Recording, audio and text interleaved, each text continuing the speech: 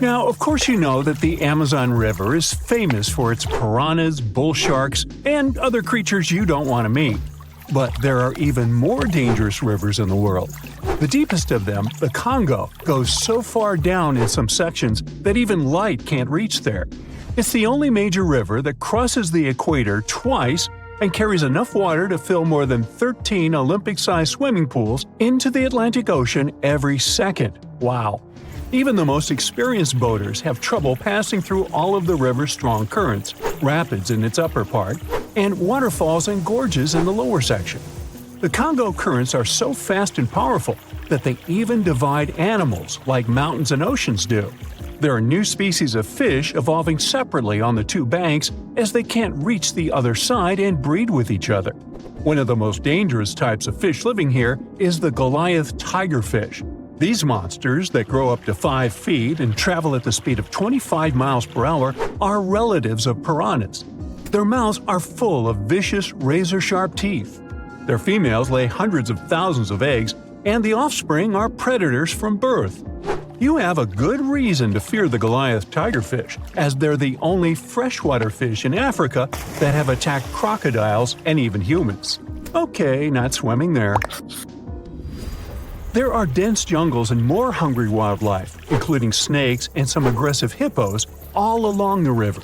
Still, it's used as a water highway in Central Africa, so barges traveling on it for weeks are often crowded with up to 2,000 people and capsize every now and then. And if you believe the local folklore, there's one more thing to be afraid of: the one who stops the flow of the rivers, a dinosaur-like beast that is said to live in the Congo River Basin. There have been over 100 sightings over the last century, but no one can provide solid evidence the beast is real. At the turn of the 21st century, there was a series of terrible, mysterious stories on the Kali River in Asia. Something described as a mud-colored water pig would drag swimmers underwater in front of terrified eyewitnesses. British biologist Jeremy Wade stepped up to crack the case. He noticed that all the scary incidents were happening in one specific spot, stretching about 4 miles. Villagers told him this creature was growing big and bad from all the food it got. Wade examined the water with a depth sounder and thought it could have been a whirlpool. Then the monster dragged a domestic water buffalo into the water. The buffaloes are big and heavy, so the creature that attacked it would have to be super strong. Saltwater crocodiles don't go so far inland, and the most common local species of crocodiles don't live in cold waters. There were no bull sharks in the area either. Finally, Wade spotted several goonch catfish underwater. Some of them were human-sized. They couldn't capture these monsters with a regular fishing rod, but a special ceremonial construction did the job. The largest fish was 6 feet 7 inches long and 3 times the weight of an average gaunch. It was large enough to take down a human or a large animal, but Wade mentioned there could be even bigger ones living in the Kali River. The Orinoco River in South America is dangerous to navigate because of some crazy curves and strong underwater currents. It's easy to get lost here, even if you have your GPS on. There are sudden waterfalls all along, and you must be prepared to handle those to survive. The river is the only home to a rare Orinoco crocodile and has some pretty scary-looking vampire fish swimming around. This Piranha fish has sharp, spiky daggers that line their gums and 2 elongated fangs that rise from their lower jaws. Could probably use an orthodontist and some braces, you think? It's a ferocious hunter constantly looking for the next victim, which is going to be a medium or large-sized fish. If a human catches a piranha, it will defend itself, leaving cuts, nips, and bites, but there are no known cases of this cutie taking a human life. Well, that's good. The Yellow River in China received its name after its color, but it wasn't always this yellow. It was first formed at least 30 million years ago and shifted its course over 30 times over the centuries. Yellow sediments moving downstream from a plateau in the distance transformed it from clear to muddy. This fine-grained substance piled up at the bottom of the river and formed natural dams. The huge amounts of water that the river carries need to find their way to the sea, and that's when major floods happened. taking several million lives in various epochs. The locals tried to solve the problem by building higher and higher levees, but it only made things worse. Water coming out of the river would now have nowhere to back up, as the riverbed was higher than the surrounding land. This even shifted the river's mouth. Now there are massive dams and dikes all along the river to try to contain it. The Piranha River is the second longest in Latin America and has many tributaries. They flow in from the highlands near the Andes, and there's a huge drainage in the wet season. This makes the river a perfect home for, guess what, piranhas. There are 30 to 60 species of these scary fish in the piranha waters. In late 2013, they attacked bathers cooling off by the water on a hot day. People started running out of the river as they felt something was biting them in the water. Luckily, no one lost their lives in the accident, but it's still considered one of the most audacious piranha attacks ever recorded. Biologists later determined that the type of piranhas, called palomates, was to blame for this, and humans had probably disturbed their breeding grounds. Well, the piranha also has a strong current that is tricky for boats and swimmers to overcome. Plus, it often floods, which can be dangerous for people living in the surrounding areas. The longest river in the world, the Nile, flows through 11 countries all the way into the Mediterranean Sea. Expeditions have spent centuries looking for its source, and no one still knows for sure where this mighty river begins. Adding to the mystery, the Nile takes an unexpected turn right in the middle of the Sahara. Scientists have figured out the reason is a massive underground rock formation from millions of years ago. The Nile has served as the most important water highway for civilizations through centuries, but it has some pretty dangerous inhabitants, like crocodiles that grow to be 20 feet long, which is slightly more than the height of an average giraffe. These bad guys can reach a speed of 30 miles per hour on land and take the lives of a couple hundred people every year. Hippopotamuses that also live here sometimes go after boats, and venomous snakes like the black mamba and the Egyptian cobra add to the mix.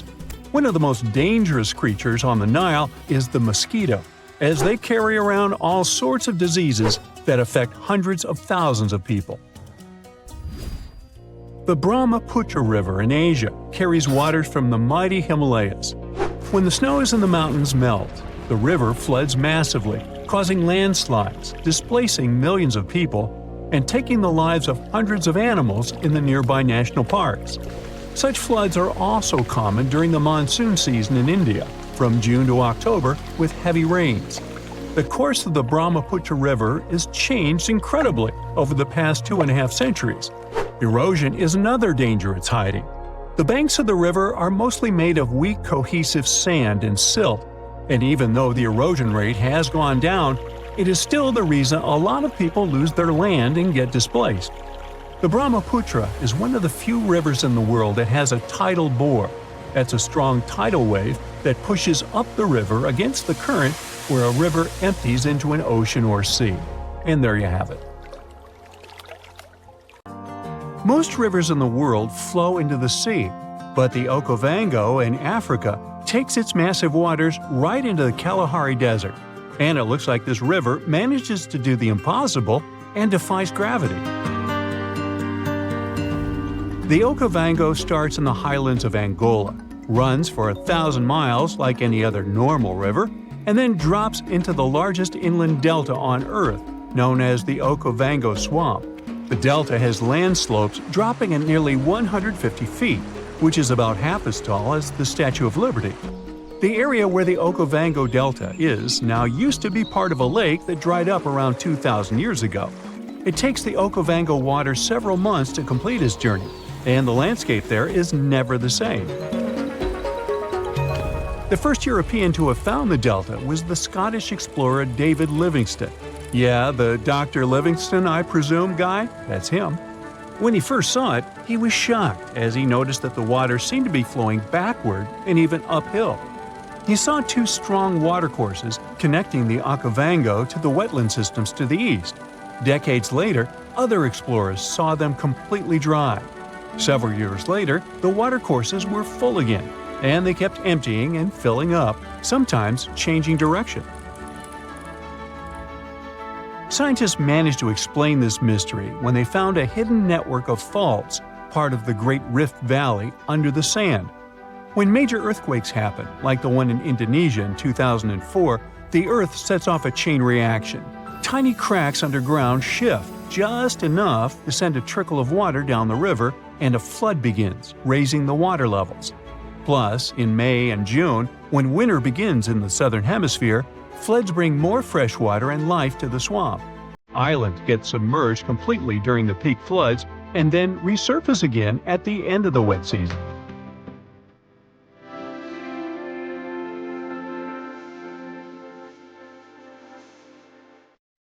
Wildlife just loves all the water in the delta, and you can often see migratory elephants bathing among pink lily pads and silverfish, bream, barbels, and other fish. There are lions, cheetahs, buffalo, wildebeests, hippopotamuses, hippopotami, zebras, wild dogs, crocodiles, and other species of animals. Storks, ibis, herons, cranes, and geese like to fly by, along with 450 species of birds. Although the Okavango has plenty of water that is priceless in the desert, people hardly settle along its banks. One big problem here is the tsetse fly. But if you're feeling adventurous, you can come here for a water safari. Scientists from Imperial College in London stumbled upon a totally unexpected river under the Antarctic ice sheet. It slurps up water from an area as big as Germany and France combined. Scientists used to think the lakes under the Antarctic ice were just chilling by themselves. But now it turns out they're part of an interconnected river network. Water under the ice can form in two ways, either from melted snow seeping down or from the Earth's natural heat and the ice grinding over the ground. The Antarctic gets a lot of surface melting during the summer, but Antarctica is usually too chilly for that. This newly found river is proof that there's plenty of water down there just from the ice melting from below. This river could make Antarctica lose its icy cover way faster. If things heat up enough to melt the surface, that water could rush down and mess with the base of the ice sheet, turning Antarctica into a melting mess like Greenland. If the ice starts moving faster than the water can handle, it's going to create more friction, making even more water and speeding up the melting process. The researchers are on a mission to dig deeper into how this river system works and see if it's causing trouble in other parts of the icy continent. Understanding what's going on down there could give us a heads up on how a changing Antarctica might shake up the whole planet. The Roe River in Montana flows for just a bit over 200 feet between Giant Springs and the Missouri River. It was mentioned in the Guinness Book of World Records as the shortest river in the world, but they had to remove this category altogether because there was some heated debate over this title.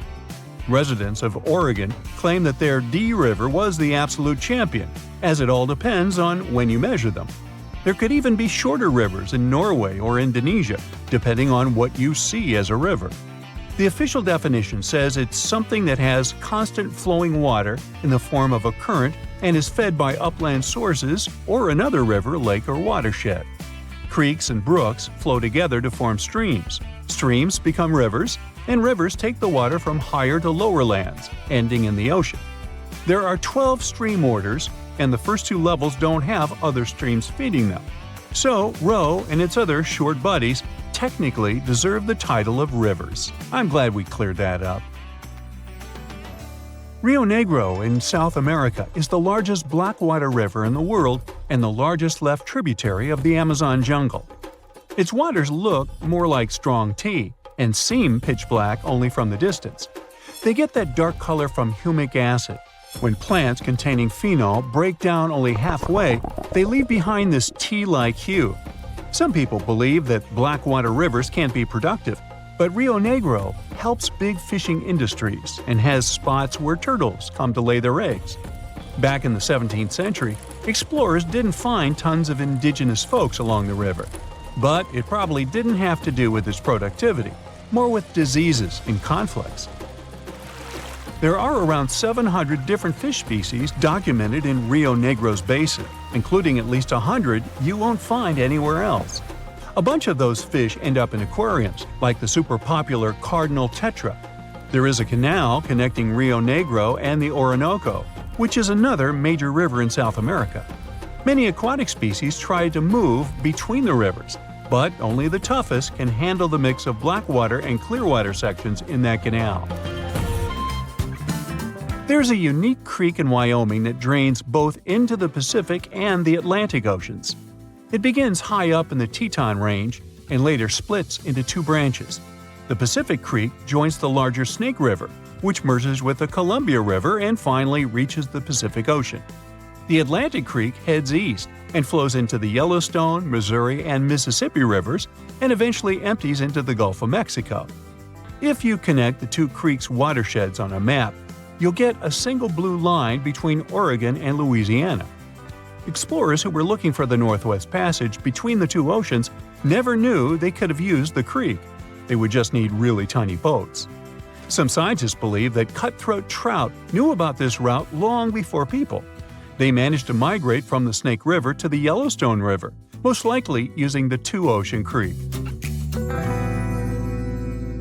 Now, every summer, the Caño Cristales in Colombia turns into a liquid rainbow, or the River of Five Colors. At this time, and until the end of fall, the conditions are just perfect for the riverbed to turn bright red, yellow, green, blue, and black. You gotta thank certain aquatic plants growing in the river, a special type of seaweed for all this beauty. During the wet season, the river moves fast and the sun cannot get to these plants. When the dry season hits, there isn't enough water to feed them. So, the time in between the seasons has the perfect conditions for this colorful show.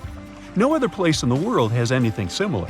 So, at some point, the number of tourists who wanted to see it became so huge that scientists got concerned it could be bad for this hotspot of biodiversity. The area is home to rare species of animals, birds, and plants. Now, there are ecotourism trails and strict opening hours for visitors. Well, if you don't have enough to worry about, here's another fear unlocked. You might turn into the next meal of a meat-eating plant. This type of plant has appeared in video games like Super Mario. That's why it looks familiar. So, we wonder here at Brightside, what would happen if a hypothetical giant Venus flytrap captured you? After all, these plants aren't picky eaters. They have sensitive trigger hairs, which cause the plant's iconic hinged jaws to snap shut. Its leaves are equipped with tiny bristle-like structures that interlock when the trap closes, making it difficult for prey to escape. Once it happens, the plant begins secreting digestive enzymes to break down the prey's soft tissue. The digestion process in carnivorous plants takes several days. During that time, the plant extracts nutrients from the dissolved prey. In our hypothetical situation, it would take a long time for the plant to consume you, and since the process would be extremely slow, most likely you'd be able to free yourself before significant harm occurs. In any scenario, it would be extremely hard for the plant to digest a human completely. The anatomy and digestive processes of Venus flytraps are adapted to deal with insects, not large animals like you.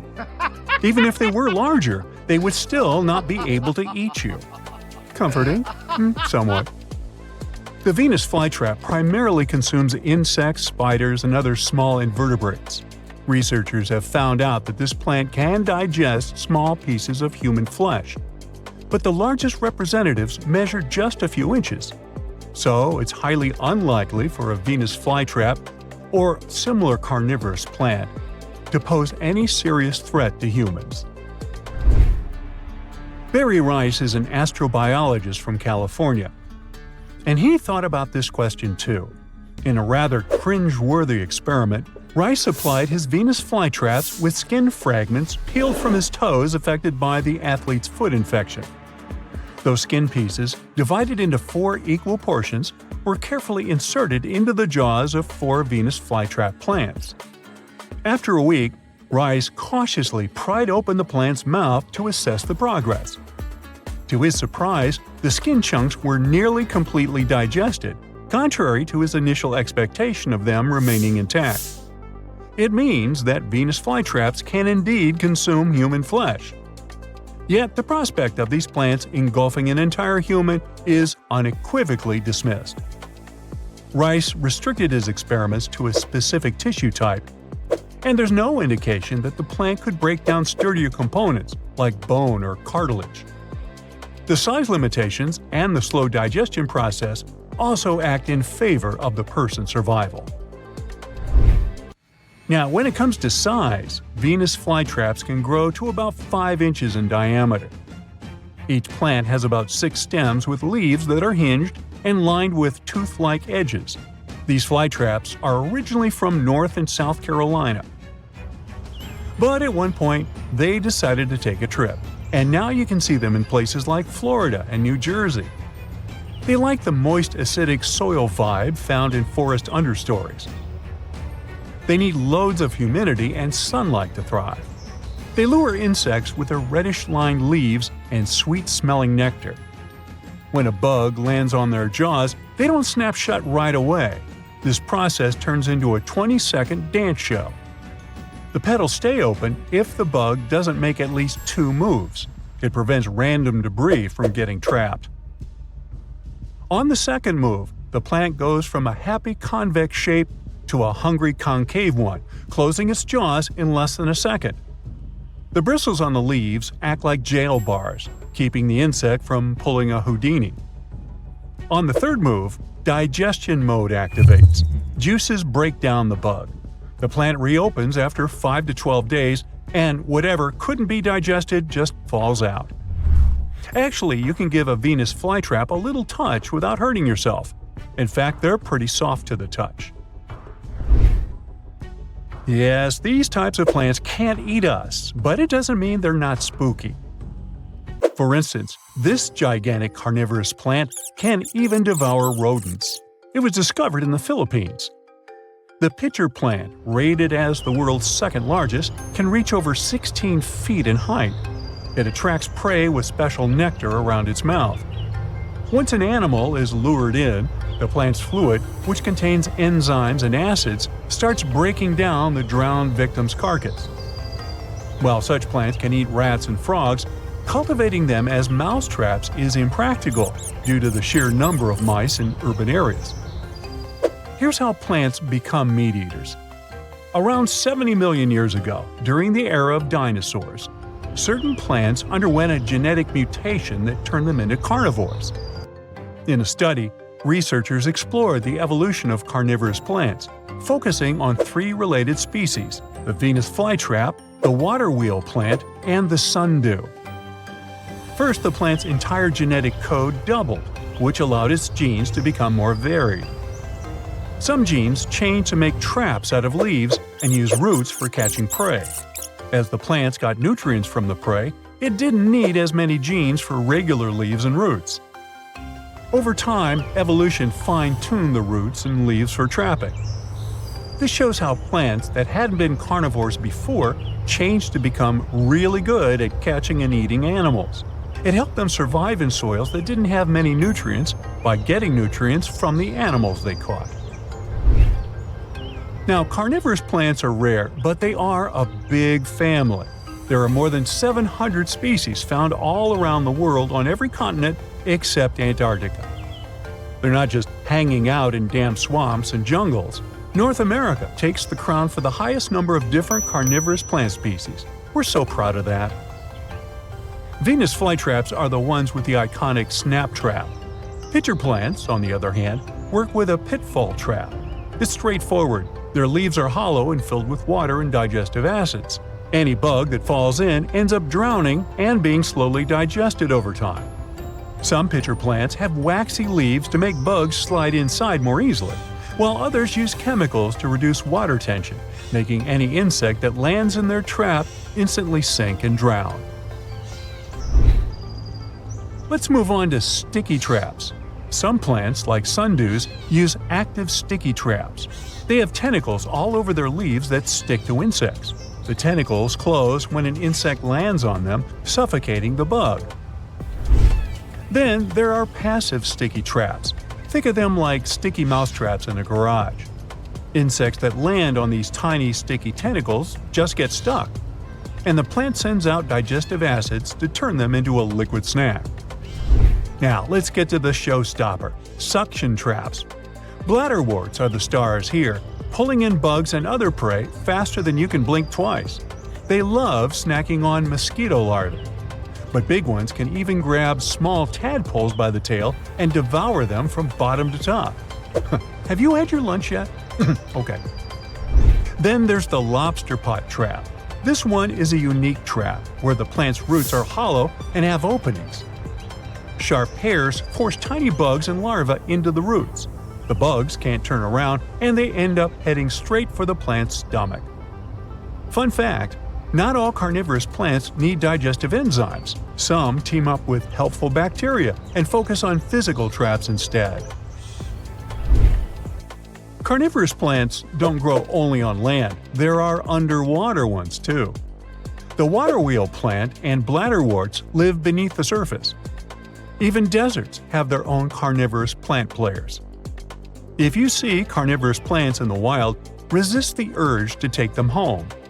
Unfortunately, many of these plants are endangered because people poach them from their natural habitats. Even the famous Venus flytrap is at risk of extinction. There are no carnivorous plants dangerous for us humans, but this one might give you a fright because of its terrifying appearance. On the other hand, it may help you resist the temptation to take these plants home as souvenirs. Sweet dreams! Now, if Earth's history were a movie, we humans would only take up the last second of the end credits. Our planet has been around for about 4.6 billion years, but our human story began about 300,000 years ago, in Africa. Now our ancestors had some wild adventures in nature. They could have run into creatures so big they'd make today's elephants look like puppies. The woolly mammoth is a pretty famous animal, sure. His cousin, though, the Colombian mammoth, not so much. This giant used to roam places from Canada all the way down to Mexico. Unlike the furrier woolly mammoths, which hung out in colder places, these animals had shorter hair, resembling huge elephants. They also had incredibly large tusks, like 12 feet worth of spiraling, sturdy tusks. And they weren't just for show, they came in handy when facing predators. That includes our ancestors. If you think about sloths these days, you're picturing these adorably slow creatures.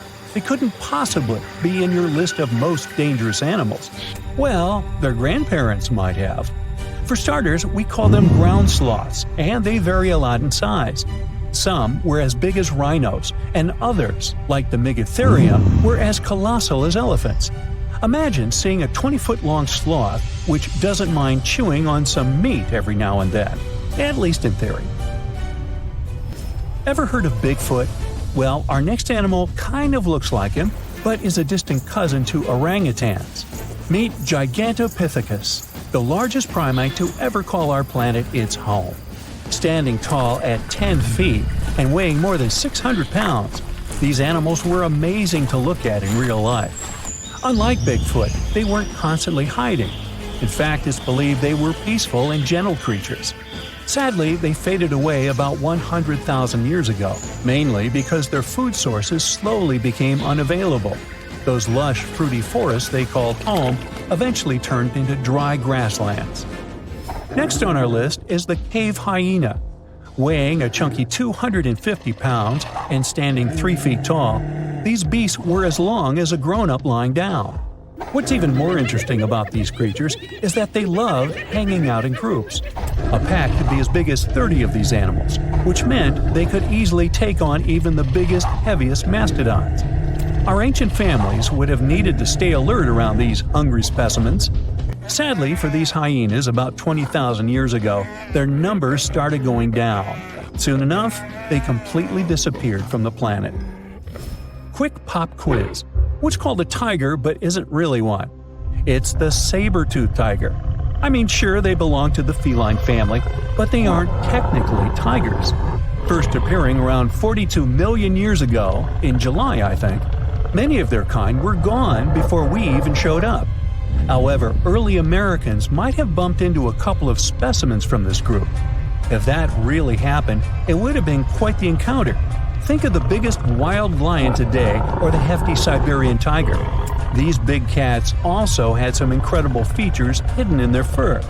They were good at sneaking around, hiding, and pouncing on mammoths bigger than themselves. Their bite wasn't that strong, but they could open their jaws wide, like twice as much as a lion. And although their teeth were a bit on the weak side, they had buff forearms to pin down their dinner, giving those big fangs a purpose. Not the kind of kitty you'd want to play with. Dire wolves made their debut about 250,000 years ago. They were like the gray wolves we know today, but a lot stronger. While wolves these days stretch out to about 6 feet and tip the scales at 170 pounds max, dire wolves were about 5 feet and about 150 pounds. Found all over North and South America, they had admirable jaws, biting nearly a third harder than their modern counterparts. Also, their favorite snack was horses. But just like many other majestic beasts of the past, they faded away around 10,000 years ago. Now, names can be deceiving. Take the American lion, for example. It's not really a lion, it's more of a panther's big cousin. The other part of the name is correct, though. They did live in America about 330,000 years ago. This feline was no lap cat either. They were at the top of the wildcat pyramid, weighing a colossal 772 pounds. That's like stacking 4 grown men on a scale. Even the mighty African lion would look a tad bit shy beside these beasts. With the muscle to take down a bison, you wouldn't want to accidentally interrupt their dinner. They parted ways with this planet around 11,000 years ago, right after the last ice age. Now, down in Australia, about 50,000 years ago, I wasn't around then, there lurked a relative of the Komodo dragon, the megalania. Experts love to have debates on how big it was. Some say it stretched out to 23 feet. Others think it was just about 11 feet long. Either way, they were basically mega-sized Komodo dragons with a dangerous bite. If you think bears are already big and fluffy now, let's introduce the short-faced bear. While this big creature stood on its hind legs, it towered at 14 feet. With long limbs, they could outrun today's bears, hitting speeds up to 40 miles per hour. These ultra bears sadly disappeared around 11,600 years ago. Now imagine a crocodile. Okay, imagine that same crocodile, only supersized, with sporty legs, doing its thing in Australia about 1.6 million years ago. Well, say hello to the quincana. These crocs were extremely large, reaching 23 feet. And no, they weren't lazy river loungers. These creatures really love spending time on land. They evolved to have strong legs for their chases and razor-sharp teeth designed for slicing, not gripping. When did we stop sharing beaches with them? About 40,000 years ago. The name elephant bird might not sound familiar, but try to picture a bird that stood tall as high as a basketball hoop at 10 feet and weighed as much as a small car, 1,500 pounds. Their eggs were equally huge, like 150 chicken eggs bundled up into one. Now, as amazing as these birds sound, there's a lot we still don't know about them. They're hard to study, as most extinct animals are. Still, some recent studies have given us some clues. Scientists have been examining ancient molecules from their fossilized eggshells. It's an awesome piece of evidence, since these birdie shells were thick, preserving precious DNA inside. Plus, there are tons of these eggshell fragments sprinkled all over Madagascar's beaches. Because of these findings, we now know these birds were herbivores and loved eating leaves and seeds. We also know the tiny kiwi bird is its closest living relative. Now, dodos were these amazing birds we also used to share the planet with. They're like distant cousins to Asian pigeons. To give you some perspective, imagine a chunky bird weighing about 50 pounds. Similar to chickens, turkeys, and ostriches, dodos were also the types of birds that couldn't fly. Their wings were small, and they had the muscle strength of, well, a wet noodle. Now, you might have heard the word dodo used as a name for creatures that aren't that bright. Don't get confused, though, by this name. These birds were in fact intelligent. Scientists were able to figure that out by studying their fossils. It turns out that they were good at smelling stuff, unlike most birds that are all about the visuals. These creatures aren't around for us to study anymore, but that might change. One evolutionary biologist is on a mission to fully understand these amazing ancient birds. On that note, she revealed that the dodo's DNA has been completely sequenced. There are even talks about potentially bringing dodos back to life. They would make a nice addition to the lovely beaches of Mauritius, the place they used to call home many years ago. Thousands of years ago, a huge meteor weighing 2 million tons crashed into Earth at a speed of around 56,000 miles per hour. Sounds like a big deal, and it was. It actually created Lonar Lake in Maharashtra. When you see it from above, it might look like any other lake, but the sand there is magnetic, and it makes compasses go haywire. First off, it's a soda lake. Nah, it's not filled with Coke. It's just another name for an alkaline lake. The pH levels there vary from 9 to 12, whereas humans enjoy ranges from 6.5 to 8.5. So it's not really advisable to bathe there, not to mention to drink such water.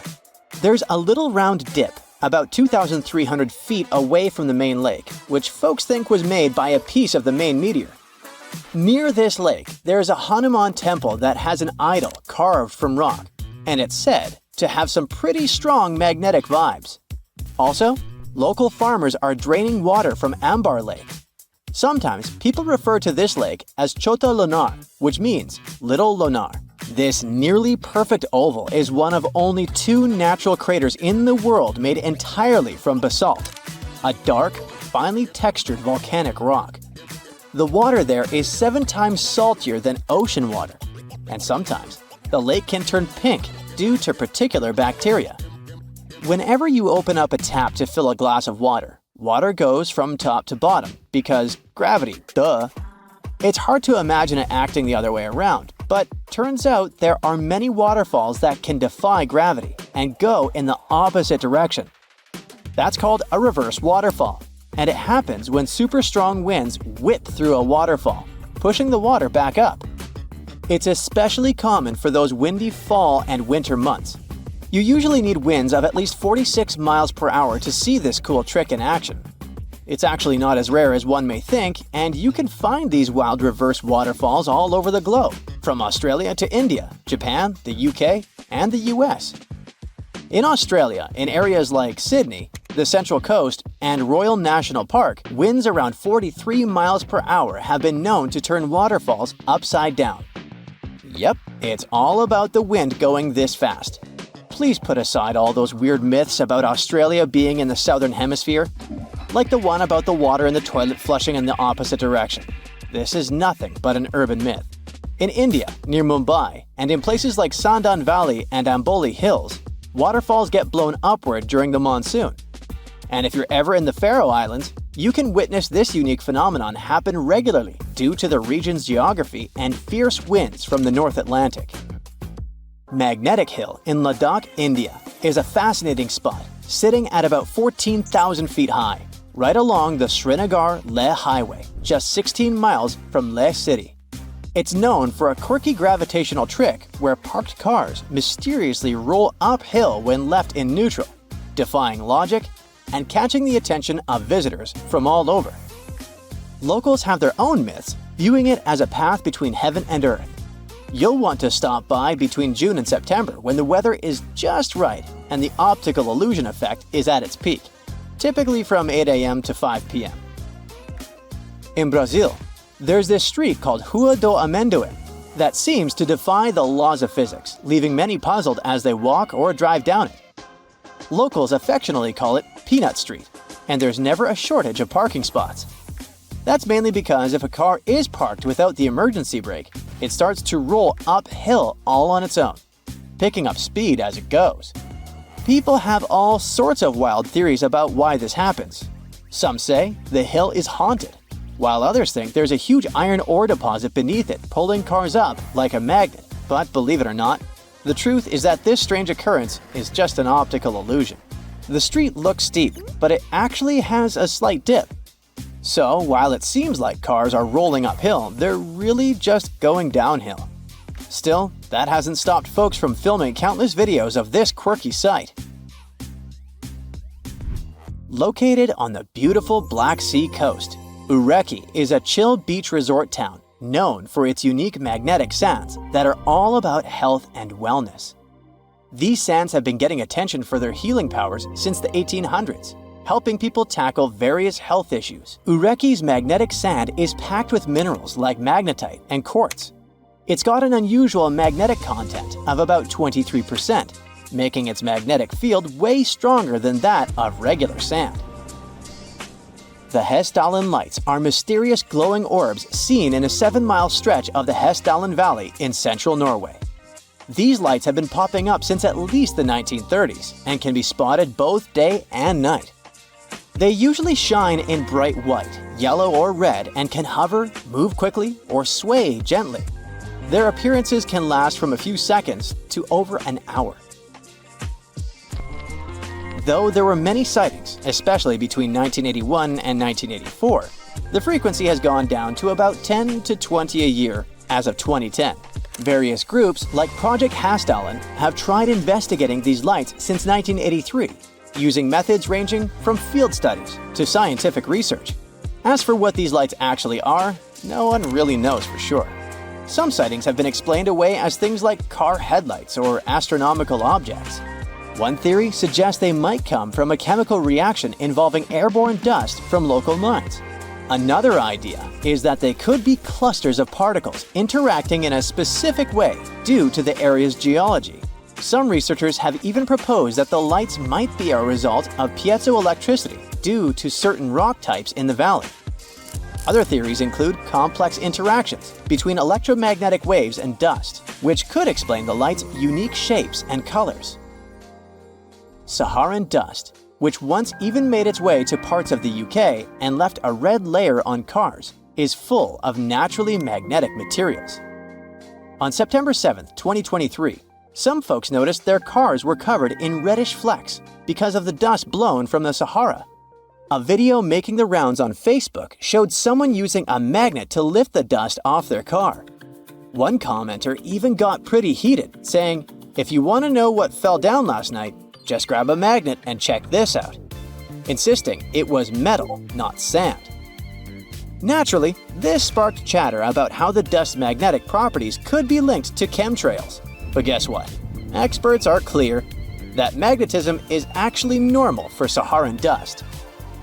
According to Professor Barbara Marr from the Center for Environmental Magnetism and Paleomagnetism at Lancaster University, the dust carries a mix of particles from the African ground and some air pollution as it heads to Europe and the UK. The red color is due to hematite, a weakly magnetic mineral. Sure, the dust can pick up some human-made magnetic particles along the way, but scientists say those are usually way less abundant than the naturally occurring ones. The whole chemtrails idea, which suggests planes are intentionally spraying harmful substances, is based on conspiracy theories that have been thoroughly debunked. In short, the presence of magnetic particles in Saharan dust, like that of hematite giving its reddish tint, doesn't back up the chemtrail theory at all. Not having the internet in 2024 seems sorta abnormal, right? When we talk about internet access, it primarily comes down to wired connections, mobile networks, and satellites. Fiber optic cables connect most of the world, except Antarctica, and many small islands. Mobile networks are also widespread.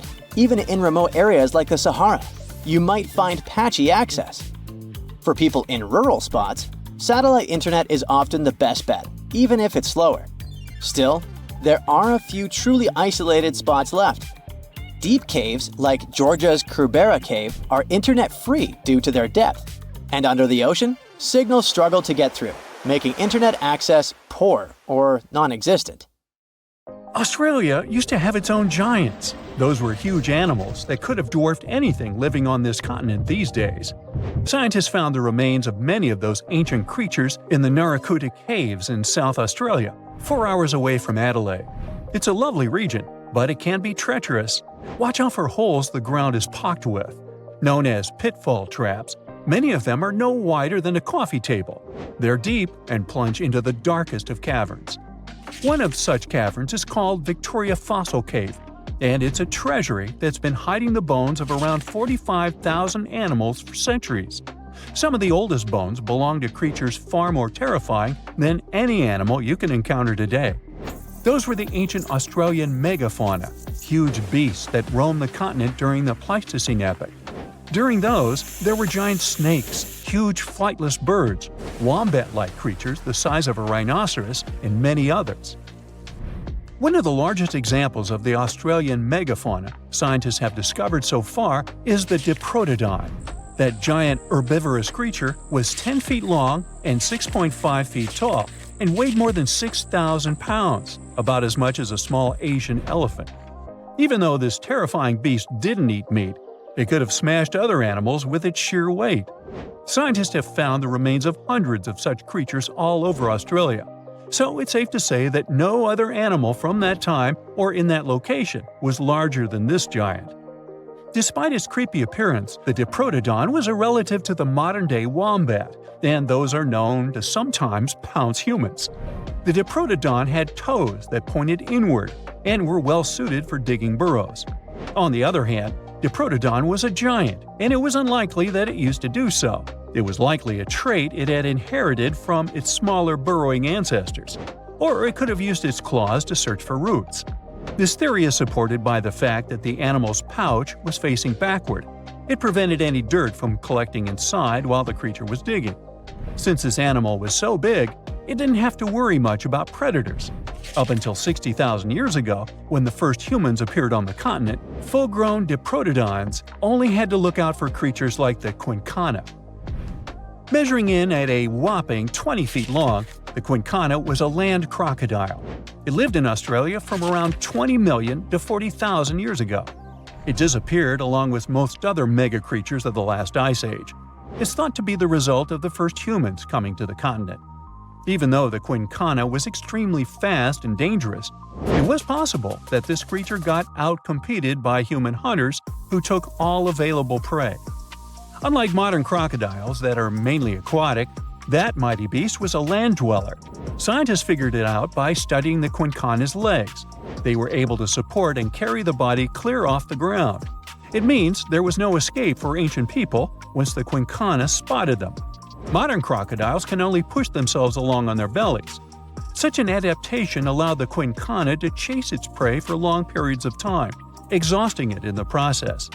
Another creepy feature of this ancient monster was its teeth. Aquatic crocs have conical teeth. Those are great for gripping and holding on to prey underwater. But Quincana had knife-like teeth, ideal for slicing soft-bodied animals like, mammals. Another Australian monster, Thylacoleo, wasn't all that large, but it didn't make it any less terrifying. It was still among the top predators and the biggest carnivorous animals in Australia. This creature was a true oddity of nature, even by prehistoric standards. First, its teeth resembled not those of a regular predator, but those of a rodent. Its front incisors were enlarged, taking the place of canines. Premolars were also shaped like blades. They were used for cutting flesh and bone. At first, scientists thought that Thylacoleo used those teeth to eat nuts and fruits. But later, a study showed that the use of such teeth was better suited on necks and spines. The jaws of this ancient creature were immensely powerful. A 220-pound Thylacoleo had a bite force similar to that of a present-day 550-pound lion. It means that the animal could easily bring down prey much larger than itself. Then there was Thylacoleo's tail. It had strong muscles which provided the animal with the ability to use the tail as support when tackling large prey. The Thylacoleo had retractable claws, and this feature is very uncommon among marsupials. It allowed the animal to keep its razor-sharp hooks from getting blunt and could help it get a better grip on its prey. Scientists are quite sure that, like today's leopards, the Thylacoleo could climb trees and jump on other animals from above. It was done so fast and stealthily, they never knew what hit them. The creature's rear feet support this theory. The first toe there was reduced, but the foot had a rough pad like what modern-day possums have. It allowed them to have a better grip while climbing. Right after scientists found the first skull of the Meliolania, this animal was classified as a lizard. That's why its name translates to small groomer. But after they discovered more complete fossils, it turned out that the Meliolania was a giant turtle. But that's not all. It was one of the largest land turtles to ever have existed. The main reason researchers initially believed the creature to be a lizard was the fact that its skull was adorned with a series of spikes. It's something the modern-day horned lizard can boast. But even after discovering the true nature of the Meliolania, scientists still don't know how to properly catalog it. It might have been a creature that folded its neck under its spine, or it could have folded it to the side. Beside those defensive mechanisms on its head, the Meliolania was also equipped with a spiked tail, which was probably used to prevent predators from attacking the animal from behind. Most species of the Meliolania disappeared around 2,000 to 3,000 years ago because of humans who hunted them to extinction in both Australia and on the surrounding islands. It took around 2 centuries for these turtles to go extinct in that region of the globe. The Megalania was a giant Australian lizard that existed at the end of the Pleistocene epoch. It looked like a Komodo dragon and the Australian monitor lizard, which are both believed to be Megalania's closest living relatives. Fossils tell us that the ancient animal was anywhere from 15 to 26 feet in length. Ow! The youngest fossil remains of this ancient Australian monitor lizard date back to about 50,000 years ago. The first indigenous settlers must have encountered Megalania, which led to the lizard's extinction. Originally, scientists thought that the Megalania was the only member of the genus Megalania, but these days it belongs to the genus Venomous, which means that the prehistoric creature is closely related to other Australian monitor lizards. Our next giant creature on our list was once dubbed an ostrich on steroids. I mean, look at it. It was the last of the thunderbirds to go extinct in Australia. The Carnivorous lived on the continent at the same time as early humans. They might have coexisted for 15,000 years or so before the huge bird eventually disappeared. This theory has some proof. The bird's fossils found along with human artifacts. Some cave paintings also depict flightless birds similar to the Carnivorous in size and shape. Although it wasn't the largest bird in Australia, the goose-like creature was still as tall as a grown-up man and weighed around 550 pounds. Even a modern-day ostrich can be dangerous if it feels threatened. Imagine meeting its giant prehistoric relative. Scientists are still arguing about its diet. Many believe the creature was an herbivore, but there's still a chance that the Carnivorous was a partial scavenger. Its small, stubby wings and powerful hoof-like legs hint that the bird could have been a plant eater. But its huge beak and exceptionally deep lower jaw evoke suspicion. Such features are highly unusual in birds. A word of warning: when you're in Australia, never stick your finger into these holes. They might be home to burrowing spiders. Some species have a bite powerful enough to pierce nails. It feels similar to a hammer on your finger because of the venom. So always give your boots and outdoor clothes a quick check to be safe. Animals sometimes make homes or look for food in them, especially bandicoots. Silk-lined burrows in shady spots might belong to funnel web spiders. The silk works as a trip line to alert the spider inside about what's happening outside. Look for shiny dark brown to black spiders with finger-like spinnerets at the end of their abdomen. Then you'll find them. Males have a hefty mating spur sticking out of the middle of their second pair of legs. When these spiders feel threatened, they make aggressive moves, rearing up and showing off their startling fangs. These spiders, which belong to the Aranida order, are known for their funnel-shaped webs that widen at the entrance. They patiently wait in the narrow funnel for prey to touch the web, then swiftly capture it. In Australia, large brown spiders frighten people due to their venomous bites. They are infamous for causing people to lose their lives in southern and eastern Australia, particularly in the Sydney area since the 1920s. Quick access to the antidote after a bite is crucial in preventing severe consequences. The next spider is one of the world's most dangerous venomous spiders. Phonutria nigrivator is a spider living in South America. People often call it the Brazilian wandering spider. You see, in Brazil, 4,000 people get bitten by this critter each year. The bites can cause serious issues, such as hypertension, blurred vision, sweating, and vomiting. You wouldn't want to mate with this creature, as you can also face way more severe consequences than blurred vision. In some situations, its kiss can take a life.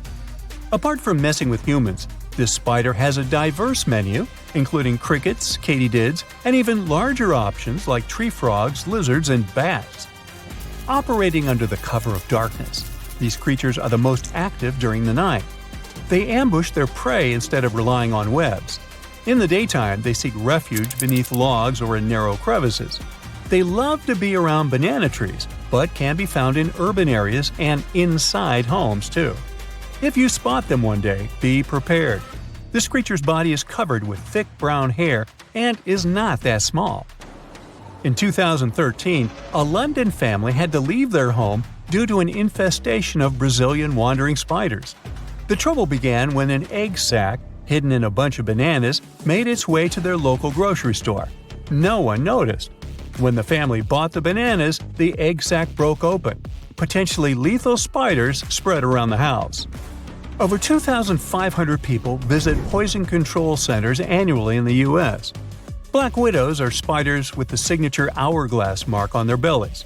Well, let's talk about their bite. These creatures have a bad reputation because their venom is supposedly 15 times stronger than what rattlesnakes pack. When they bite humans, the bite causes muscle aches and nausea. The venom can even mess with breathing by paralyzing the diaphragm. Despite these cases, most people who get bitten don't end up with serious issues unless they're elderly or very young. These sneaky creatures don't pick just one spot to hang out. You can find them in wood piles, burrows, or among plants that act as scaffolding for their webs. Black widows are especially dangerous for other insects and their mates. After a not-so-romantic mating dance, ladies sometimes go all Hannibal Lecter on their mates. These spiders are architects too, spinning massive webs where females stash a cocoon loaded with hundreds of eggs. Baby spiders move out once they hatch, but the web stays put. Those webs are also traps. Different kinds of prey later join the black widow's spooky snack collection. Yellow sac spiders range in size from approximately 0.12 to 0.6 inches and construct silken tubes under stones, in leaves, or in grass. They're found across the United States and southward toward Mexico and South America. They are venomous to humans and, unfortunately, are commonly spotted indoors. The venom of the yellow sac spider contains cytotoxin. This is a substance that can damage or impair cell function. Reactions like redness and swelling at the bite site are common. Yellow sac spiders are not known for their calm nature either. For instance, a female yellow sac spider may bite when protecting her eggs. These spiders usually come in different light colors. They can be a hassle for people in more than one way. Your car can be in danger too. On rare occasions, they may even set up nests in car engines. Moving on to wolf spiders. They're part of a large and widespread group found worldwide. They're named this way for their wolf-like hunting behavior of chasing and pouncing on prey. Around 125 species exist in North America, and approximately 50 live in Europe. These spiders are typically dark brown, with long, broad, hairy bodies and sturdy elongated legs. Like me. Just kidding. They're super speedy. While they usually create silk-lined tubular nests in the ground, some may conceal the entrance with debris. Others build turret-like structures. A few species also spin webs. Wolf spiders may bite in self-defense. They are venomous, but their bites are not considered dangerous. Some people who are allergic to spider bites may experience nausea, dizziness, and an elevated heart rate. The bite of the spider's large fangs is similar to a bee sting, so it can cause a physical wound at the bite site, and the venom may cause itchiness. The combination of their powerful bite, rapid movements, and startling appearance can be quite unsettling.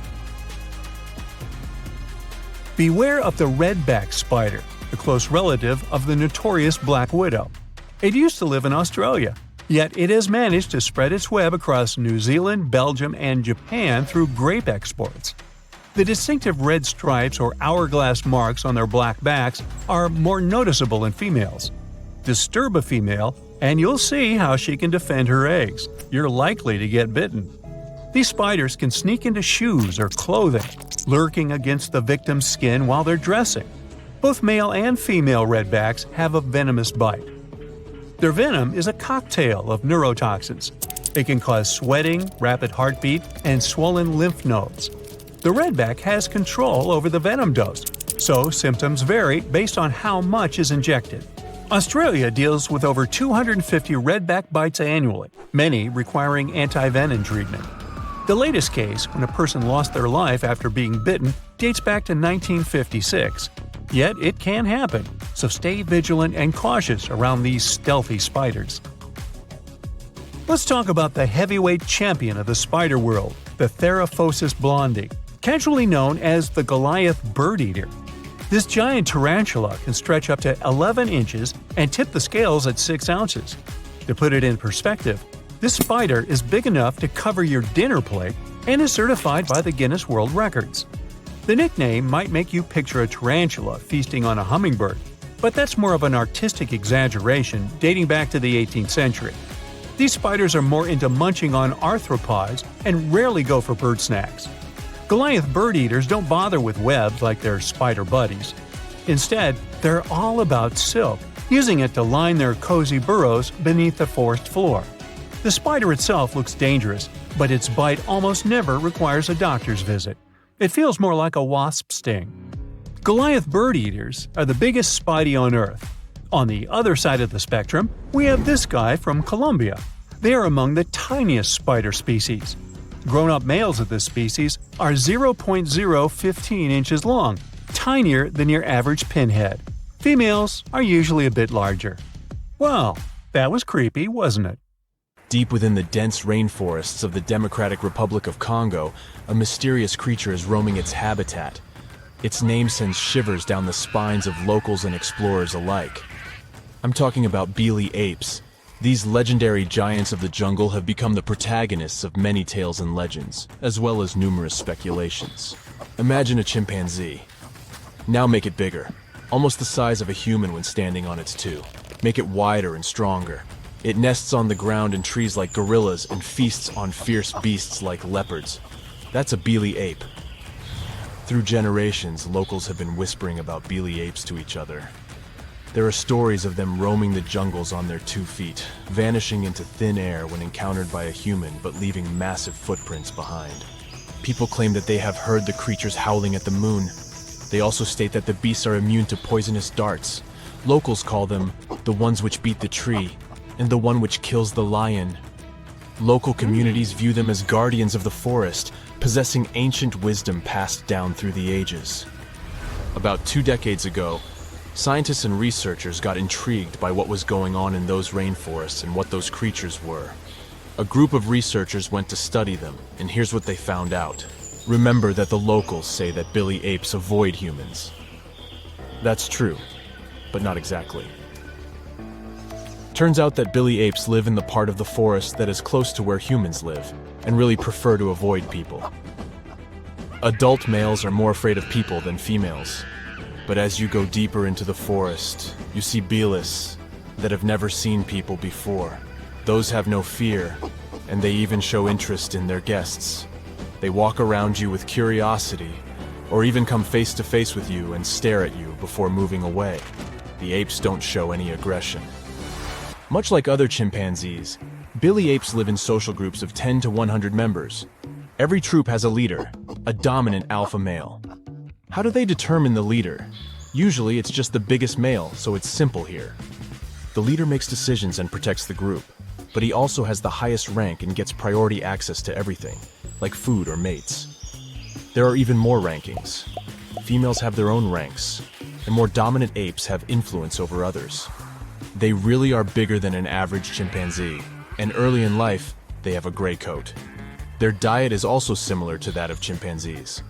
This means that about 90% of their diet is plants and fruits, only 6% is animal products, and the remaining 4% are insects. In some instances, they act more like gorillas. For example, these fearless creatures don't only nest on trees, but on the ground as well.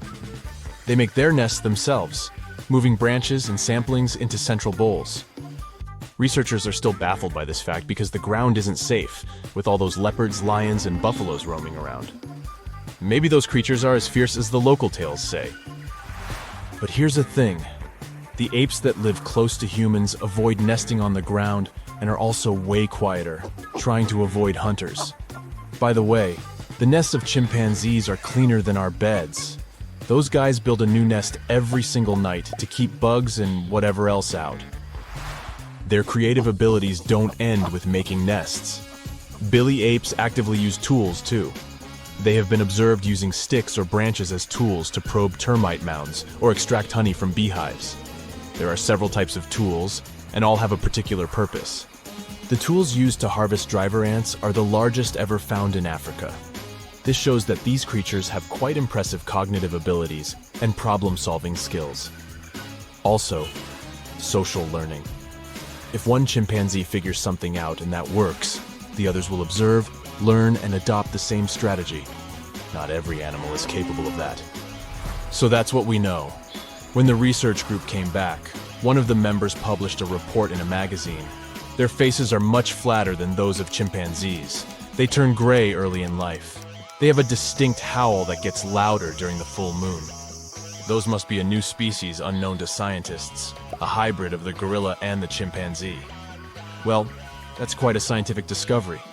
The researcher gave many interviews to famous channels and magazines, but then it was discovered that the researchers had a PhD in behavioral psychology. So some experts in the field turned skeptical about her report. Phyllis did show some unique behavior that's not typical to chimpanzees, but that was mostly limited to nesting on the ground. So, are they a new species or not? The other members of the research group came forward after comparing Billy's DNA to the DNA of chimpanzees. They announced that the two samples of DNA were the same. They confirmed that the mysterious Billy apes were the same species as chimpanzees. Even more than that, they weren't even mutants or hybrids. Yes, they were a tiny bit bigger, and they would go gray earlier. But take humans. Some are taller, some are shorter, some are wider. Some get gray hairs earlier. And we all have different skin and hair and eye color. But just because I'm blonde and have an average height, and my neighbor is tall and has dark hair, doesn't make us different species. So, that was the argument of the other scientists from the research group. So, the whole speculation of Billy apes being a new species unknown to science was nothing. The claim that Bilis howl at the moon was also debunked by another researcher from the group. The story is not new. There were other instances of such wrong calls, but there were also the opposite cases, when two species were believed to be the same but turned out to be different. For example, Sumatran orangutan and Bornean orangutan were thought to be the same species for a while. But in the late 1990s, scientists established that the two were different. Both look alike, and both have that typical shaggy reddish fur, but Sumatran orangutans have longer hair and have closer social bonds with their community. Bornean orangutans are the ones who would go down to the ground more often.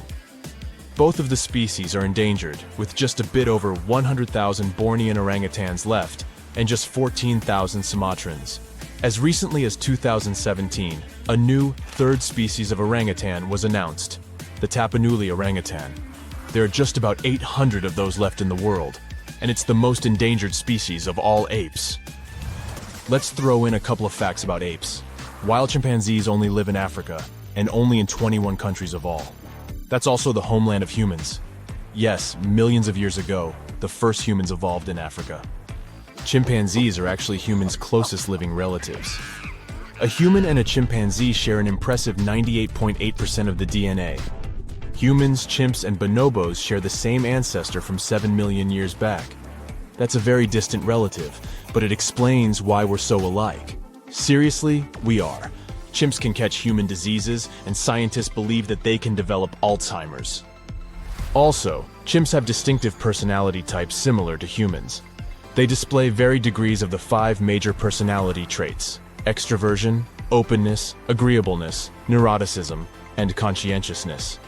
Chimpanzees are also known for fighting over territories with other groups. As I told you, they also learn from each other, not just about tools, but stuff like fashion too.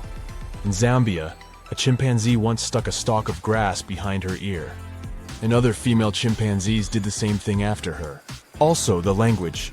They won't be able to speak English, of course, but one chimpanzee that lives in captivity has picked up American Sign Language.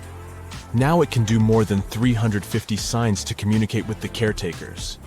The chimp even passed this knowledge down to her adopted son. You're going to Ilha de Queimada Grande, one of the most dangerous islands in the world.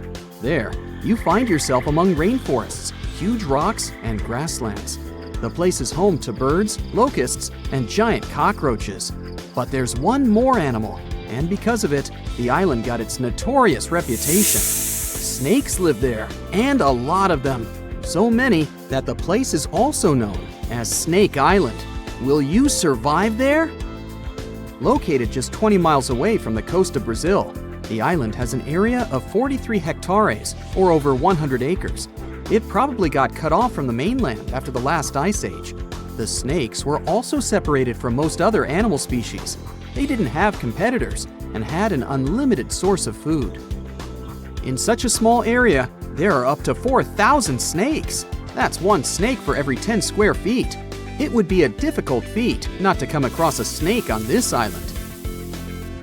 Not only is this snake, the golden lancehead, one of the most numerous on the island, but it's also a highly venomous pit viper species. And it's also one of the most venomous in all of Latin America.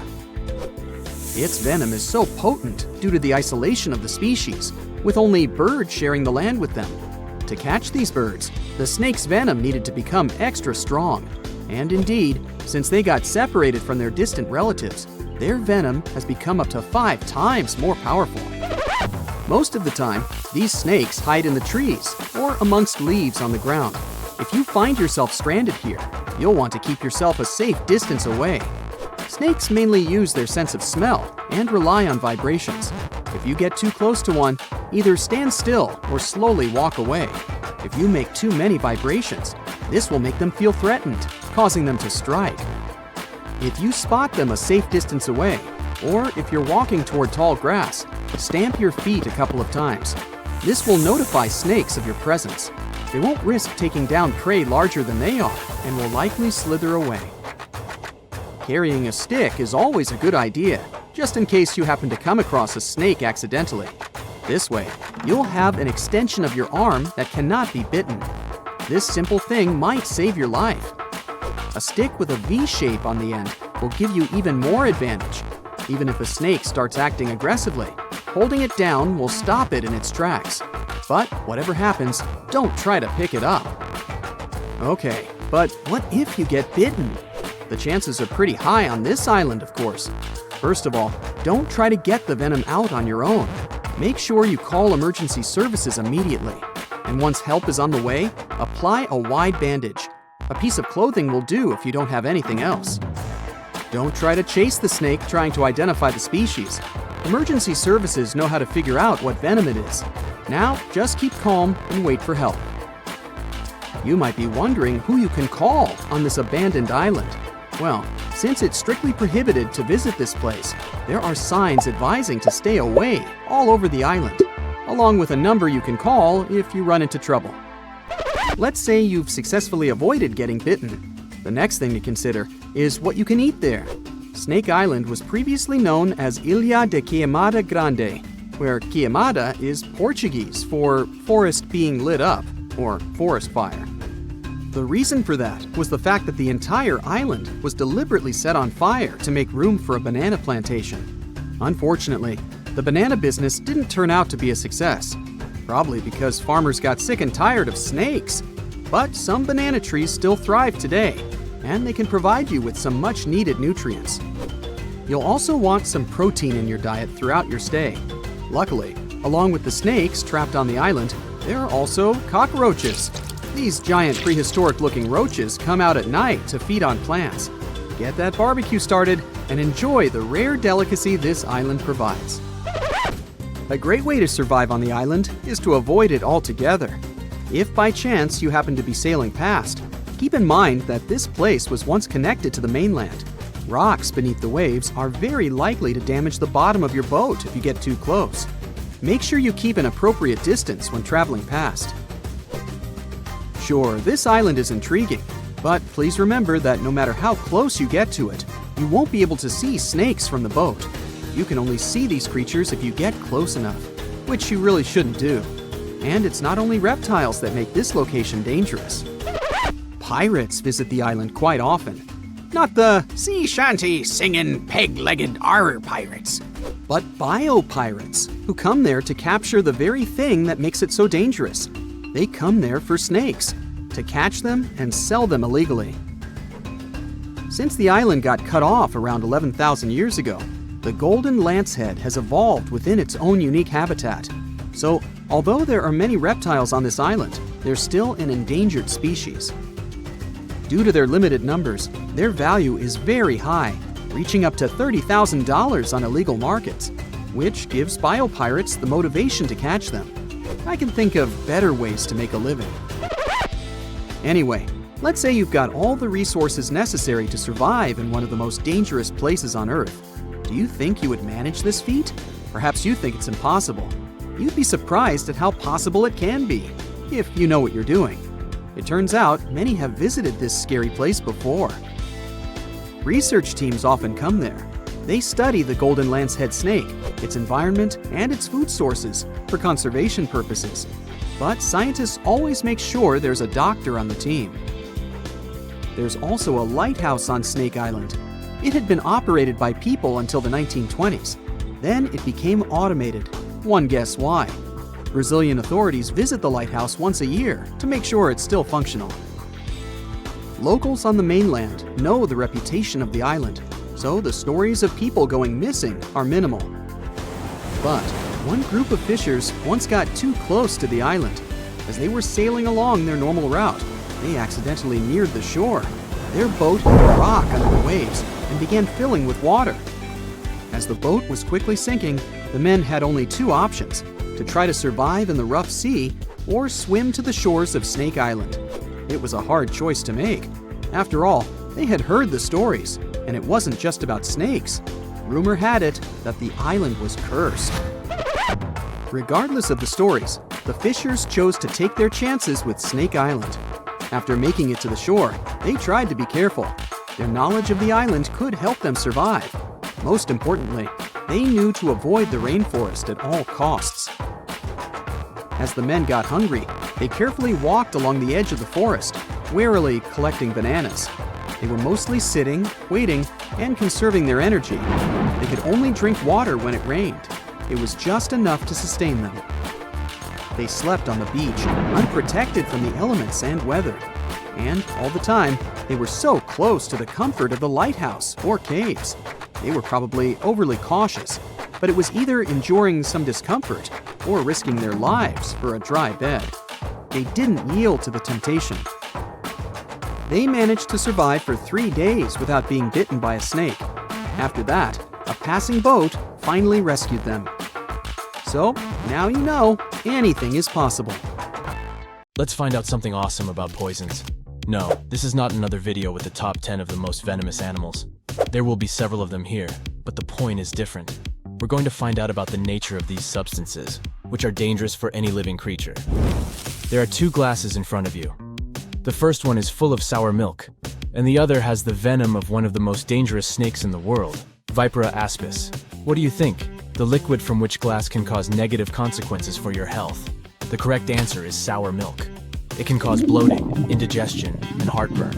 But if you drink the snake's venom, nothing will happen. The fact is that this substance is a particular type of protein, and gastric juice splits this protein like any other food. The toxin contained in the poison is dangerous only in contact with blood. Therefore, if you have a wound in your mouth or stomach, then you'll have problems. But as long as the toxin stays away from the blood circulatory system, you needn't worry. However, it doesn't always work like that. Some animals secrete a poison that penetrates your body at the slightest physical contact. But venomous beasts have to deliver this dangerous substance inside your blood. And by the way, this is the difference between poisonous and venomous. In the first case, these are animals that can poison you passively. For example, if you touch them. They don't make any effort, and the poison is released from their bodies constantly. The poison dart frog just hangs out in the jungles of South America and doesn't attack anyone. But everyone is afraid to touch it because its skin secretes one of the most dangerous poisons on Earth. The toxin particles contained in the poison of these animals are so tiny that they easily get through the pores of your skin and cause an intense reaction in your body. But venomous animals have bigger toxin particles that can get inside your body only through injection. Venomous animals bite and sting to deliver the venom to blood. Venomous snakes, wasps, spiders, and other creatures use venom to attack prey. Poisonous frogs or fish covered with poisonous skin use toxins to defend themselves. That's the difference. One of the most venomous creatures in the world is the box jellyfish. When it stings, it injects a powerful toxin into its enemy, affecting the nervous system and skin cells. They are dangerous not only for sea creatures, but also for people. The toxin acts quickly and can lead to serious health problems within minutes. One of the most poisonous creatures in the world besides the poison dart frog is the puffer fish. Yeah, that famous Japanese delicacy. Many have probably heard that if the cook prepares this fish incorrectly, it can be poisonous even after heat treatment. This fish's toxin is 1,000 times more potent than cyanide. The amount of poison inside one puffer fish contains enough toxin to seriously harm several dozen people. When the fish feels danger, it swallows a lot of air along with water and increases in size. In this state, its needles, which contain the toxin, become even more dangerous. So never touch this fish if you see it in the sea.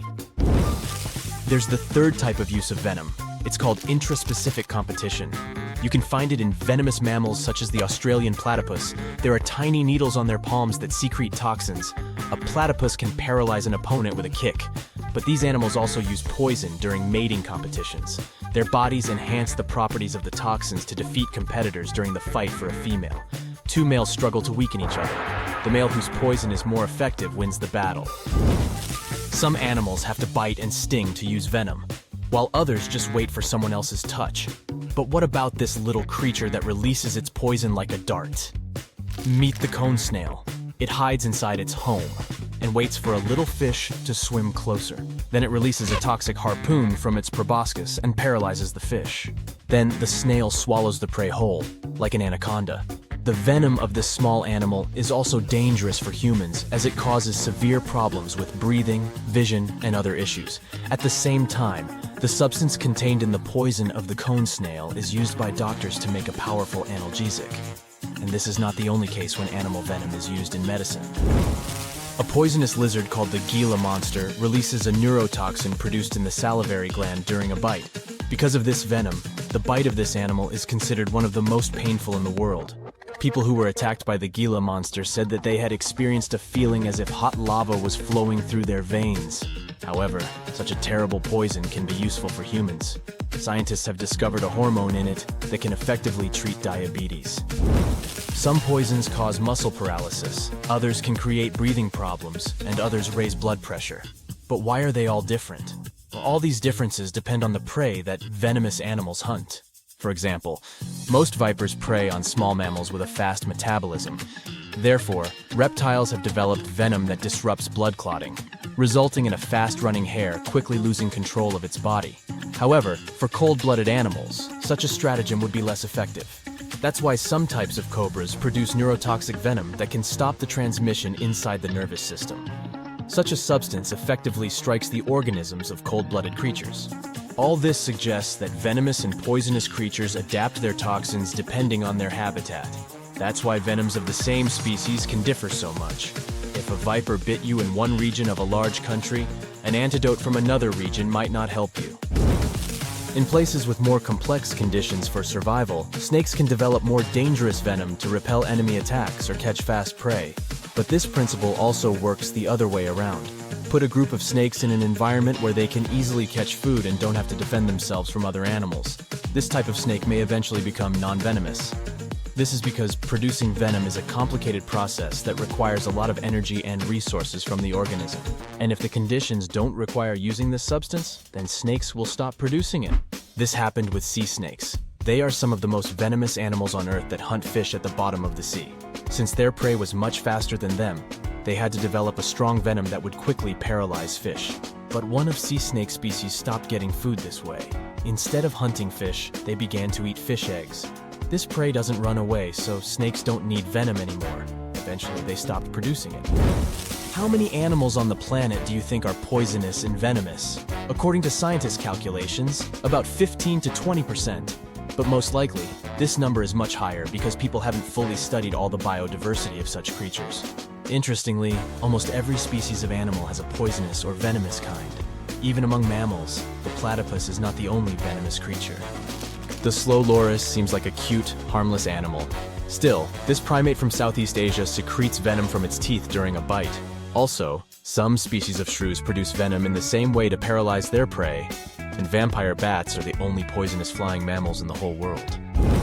Okay, we have a large number of poisonous and venomous animals today, but what about the past? Many scientists believe that millions of years ago, venomous dinosaurs walked the Earth. Some studies have confirmed this hypothesis. The venomous glands and tissues of these formidable reptiles haven't survived to our times. But in the teeth of some dinosaurs, scientists found small gaps that modern venomous snakes and lizards have. It's possible that prehistoric monsters also used these holes to secrete venom through them. So if you see a rainbow, that means you're in for some good luck. But if you see a deep-sea fish, this means that something tragic is about to happen. Let's have a look at ancient lores and what they might mean IRL.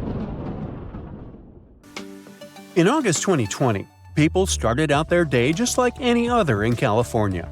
It was sunny, so they decided to soak in the sun at the beach.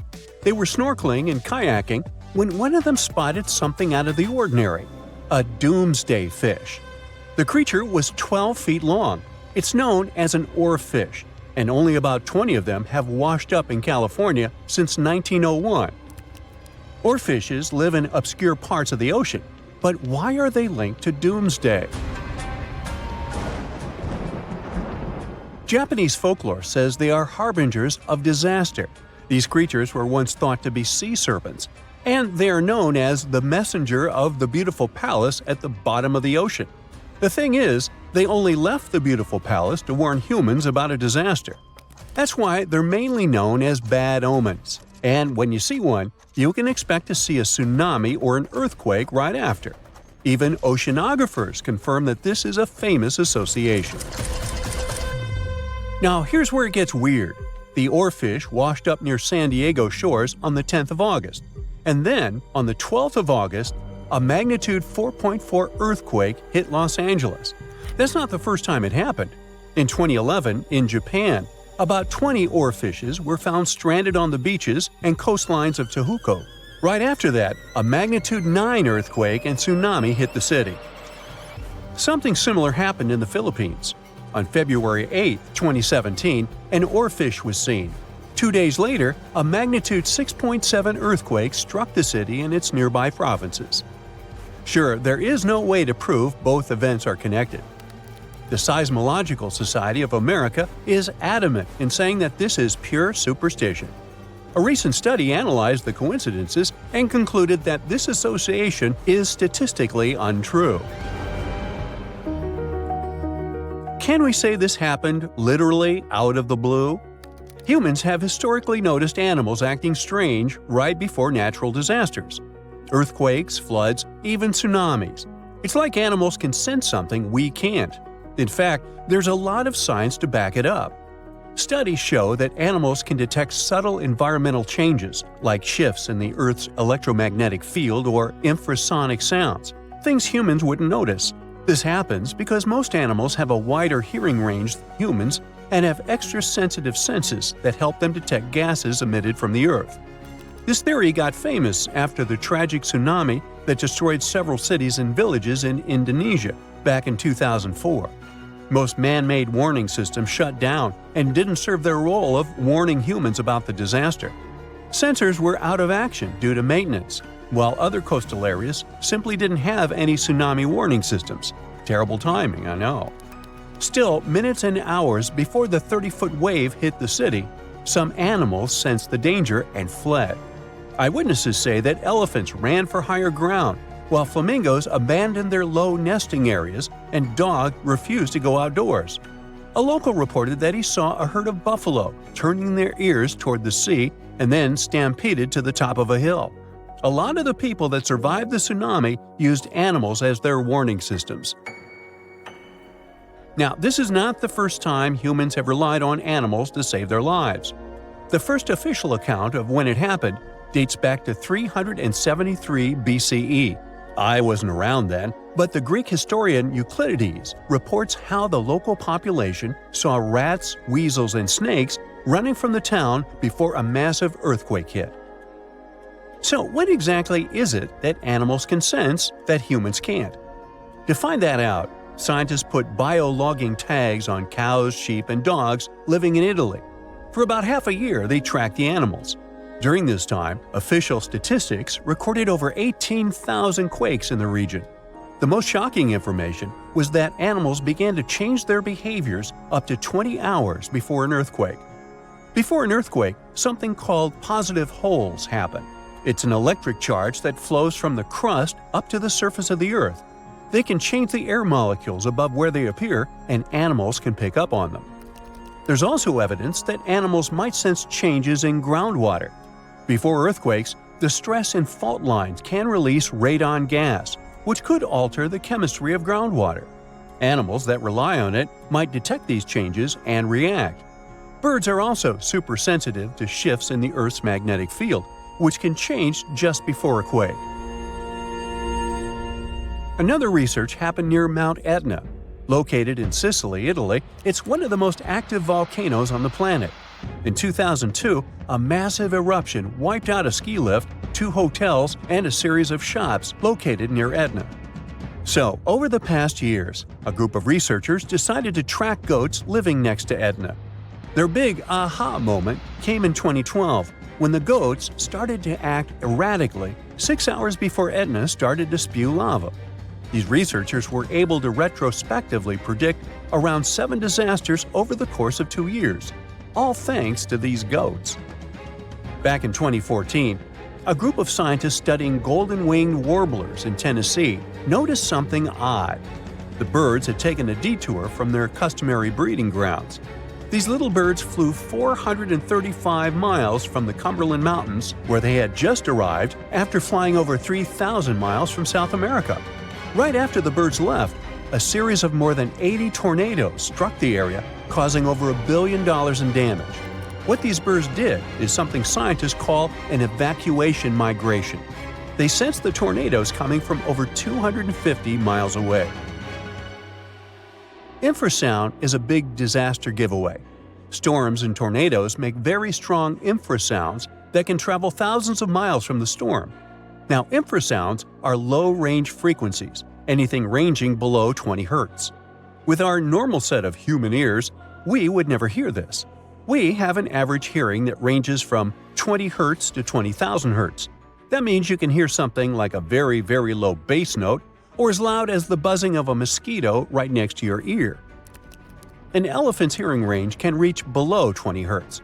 This would make elephants expert at detecting disasters. Scientists also think that detecting infrasound is what helps birds dodge storms when they must cross the ocean. You see, the Pacific Ocean is known to not be at all passive. Although courageous humans venture to cross it, they're usually met with severe storms and conditions that their satellite instruments sometimes can't detect. Meanwhile, there's an ongoing project from France's National Museum of Natural History that is tracking more than 100 birds on their annual crossing over the Pacific. With the help of the International Space Station, they're trying to understand how these little creatures respond to natural hazards en route. But not everyone's convinced. Some scientists argue that while animals might be sensitive to environmental shifts, predicting disasters based on their behavior is too risky. The U.S. Geological Survey has pointed out that many reported cases of unusual animal behavior before disasters are anecdotal, meaning stories and reports, and large-scale studies have yet to prove a direct link. Although humans don't have these super capabilities of predicting disasters, we have some things that might help us. Notice this. The next time you're in a place where lightning is going to hit, your hair will give a sign. If it stands on end, this means that lightning is aimed toward your beautiful person and is about to hit you. So run, find shelter, get inside a house. That's the best you can do in a situation like this. In 2016, 2 researchers were trekking through the forests of Arunachal Pradesh, India, when they literally stumbled upon this camouflaged beauty hidden in the leaves. A local man pointed out the snake, and they quickly realized it wasn't just any average viper. With its unusual pointed snout, similar to a hump-nosed viper, and a stunning orange belly. This snake had them scratching their heads. Back at camp, they took a closer look and knew they'd found something special. DNA tests at the Indian Institute of Science confirmed it. They found a brand new species, now known scientifically as Trimerosaurus arunachalensis. But the snake's unique features didn't stop there. The snake's paired reproductive organ was unlike any other viper, and its scale pattern was completely unique. While its closest relative has around 20 rows of scales around the middle of its body, this mysterious snake had only 17. The next species is a record breaker, and it's known as the largest gecko ever discovered, measuring around 2 feet long and being as thick as a man's wrist. The only known specimen of Delcourt's giant gecko is currently in France, but its exact origins are still a little bit of a puzzle. At first, people thought it might be from New Zealand because some local legends spoke of a giant, mysterious lizard that lived in forests. Even though it was a pretty fascinating theory, some recent DNA studies suggest that this nocturnal species is probably from New Caledonia. But as of now, no one can confirm it 100%. In general, sleeper sharks are big, slow-moving creatures that mostly hang out in deep, cold ocean waters. They usually have bulky bodies and a broad, flat head, which helps them blend into the dark sea. But in 2017, was caught at a fishing harbor and collected from a fish market located in Taiwan, and it didn't look like any of its relatives. First off, this 4.4-foot shark had smaller eyes and a tiny second dorsal fin compared to its cousins. It also had more rows of teeth in its upper jaw and fewer in the lower jaw, but the biggest surprise was that it was a pregnant female carrying 33 embryos. This means there are probably more of these sharks hiding out there in the deep ocean. We just haven't found them yet. Meet the pocket shark. It is tiny, just about 5.5 inches long, while most deepwater sharks are around 6.5 feet. But don't let its small size make you underestimate it, because this creature is definitely one of the ocean's coolest secrets. Discovered in 1979 in the deep waters of Chile, this tiny shark is like a real-life spy gadget with its mysterious pockets near its front fins.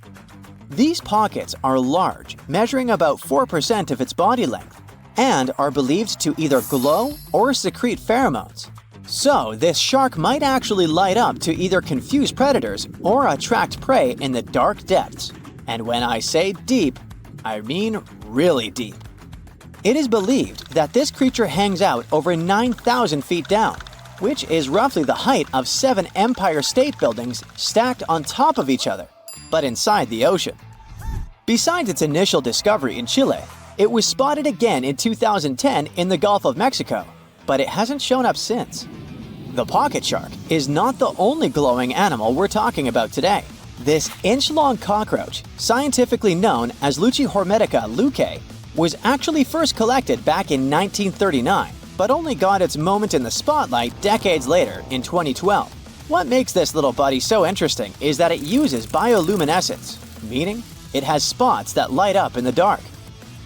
Unlike fireflies that mostly use their glow to find a mate, this cockroach uses its light to mimic a toxic click beetle and scare off predators. Unfortunately, the region in Ecuador where it was found was hit hard by a volcanic eruption, raising fears that this glowing marvel might be a one-of-a-kind discovery. Continuing with tiny creatures, meet Hippocampus minotaur, also known as the bull-neck seahorse. This little seahorse stands out with its wide neck, large head, and small body, which is why it's got the Minotaur nickname. The only known specimens were collected off the coast of Eden, Australia, and no one has ever seen it alive in its natural habitat. So that's why we don't know much about its day-to-day life. Some studies suggest it lives deep underwater, around 325 feet down, which is roughly the equivalent to the height of a 30-story building. It's believed this mysterious seahorse likes to wrap its prehensile tail around corals, and might even hide in sand beds. Its yellow-orange color likely helps it blend into coral reefs. So spotting this intriguing creature in the ocean is pretty much like trying to find a needle in a haystack. Next on our list is the Nariño cat. In 1989, a single specimen of this mysterious spotted feline was discovered in Galeras volcano in southern Colombia. This little guy had a short tail with 7 black rings and a black tip, and its fur was absolutely unique, being more reddish than that of its relatives. Understanding that it wasn't an ordinary animal, researchers decided to visit a bunch of museums all over Latin America to find similar felines, but they came up pretty empty-handed. Then, DNA analysis confirmed that it was unlike any other known cat, having split from its closest relatives around 1.9 million years ago. The Bogota sun angel is a hummingbird with a stunning purple color and black flight feathers, plus a bright green chin and crown. For years, we only knew of one specimen that was bought in Bogota, Colombia back in 1909, and that was pretty much it. Nobody knew much more about this beautiful and mysterious bird. But that changed in 2017, when a study decided to analyze its DNA once again. The results suggest that the Bogota sun angel might not be a completely separate species after all. It looks like it is actually a hybrid, meaning it was a mix of hummingbirds from 2 different species. And it's likely that its mother was a long-tailed sylph, which is a gorgeous hummingbird that mostly lives in the Andes in South America. The spotted green pigeon, also known as the Liverpool pigeon, is like the unicorn of the bird world. It was first described in 1783 by an English physician named John Latham, who saw it once and that's it. Since then, no one has ever doubted that it was a pigeon, and many researchers were convinced it was a distinct species. But recent DNA studies revealed that this bird could actually be closely related to the famous dodo. You know, that chubby, flightless bird from Mauritius that looked like a giant pigeon with a quirky beak. Anyway, the Liverpool pigeon is about 13 inches long and has a unique look with yellow spotted feathers. Unlike its ground-loving cousin, the Nicobar pigeon, the spotted green pigeon was likely more of a tree hugger, feasting on fruits up in the branches. Today, if you want to see this rare bird, you'll have to visit the World Museum in Liverpool, where the only known specimen resides. While you're in England, make sure to swing by London and check out the Natural History Museum. There, you will find the only specimen of a flying fox known scientifically as Pteropus bruneus. Flying foxes are usually some of the largest bats in the world. Their body length, I mean their size excluding their wings, can be around 16 inches. But this special bat, discovered in 1874 at Percy Island, is more like a mini version of its cousins, measuring 8.3 inches from head to toe. So even though it hasn't been spotted in the wild for a while, I wouldn't worry too much if you happen to come across it. Today, I'm going to tell you about creatures that had unique features which allowed them to grow to incredible sizes. They were some of the most impressive animals to have ever existed on our planet. The Argentinosaurus is a genus of sauropod dinosaurs that lived approximately 97 million years ago in what is now South America. Scientists think it was one of the largest land animals ever, with a length of up to 100 feet and a weight of up to 100 tons. A farmer stumbled upon a giant leg bone while tending his cattle. That's how he discovered the first fossils of the Argentinosaurus in Argentina in 1987. Further excavations uncovered more bones, revealing a massive dinosaur that would have dwarfed most other animals of its time. The Spinosaurus, meaning spine lizard, is a genus of theropod dinosaur that lived around 97 million years ago in what is now North Africa. It is believed to be one of the largest carnivorous dinosaurs to ever exist, with a length of up to 60 feet and a weight of up to 23 tons. The Spinosaurus is known for its distinctive elongated sail-like structure on its back. It was likely used for thermoregulation. It also had long crocodile-like jaws that were lined with sharp teeth. This allowed the creature to catch and eat large prey, such as fish, crocodiles, and other dinosaurs. The first fossils of the Spinosaurus were discovered in Egypt in 1912. The sperm whale, Physeter macrocephalus, is a species of toothed whale that is the largest toothed predator on Earth. It also has the largest brain of any animal species. It is found in oceans all over the world and can dive to depths of up to 7,000 feet in search of food.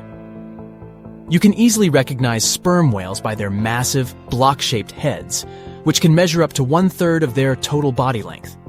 They have dark brown or grayish-blue skin and a distinctive wrinkled appearance. The Titanoboa is an extinct genus of a giant snake that lived approximately 58 million years ago. It is considered to be the largest known snake ever. It could grow up to 42 feet and weighed around 2,500 pounds. The first fossils of the Titanoboa were discovered in a coal mine in Colombia in 2004. This discovery meant a lot because it provided insights into the size and behavior of snakes during the Paleocene era, as well as the overall climate and ecosystem of the time.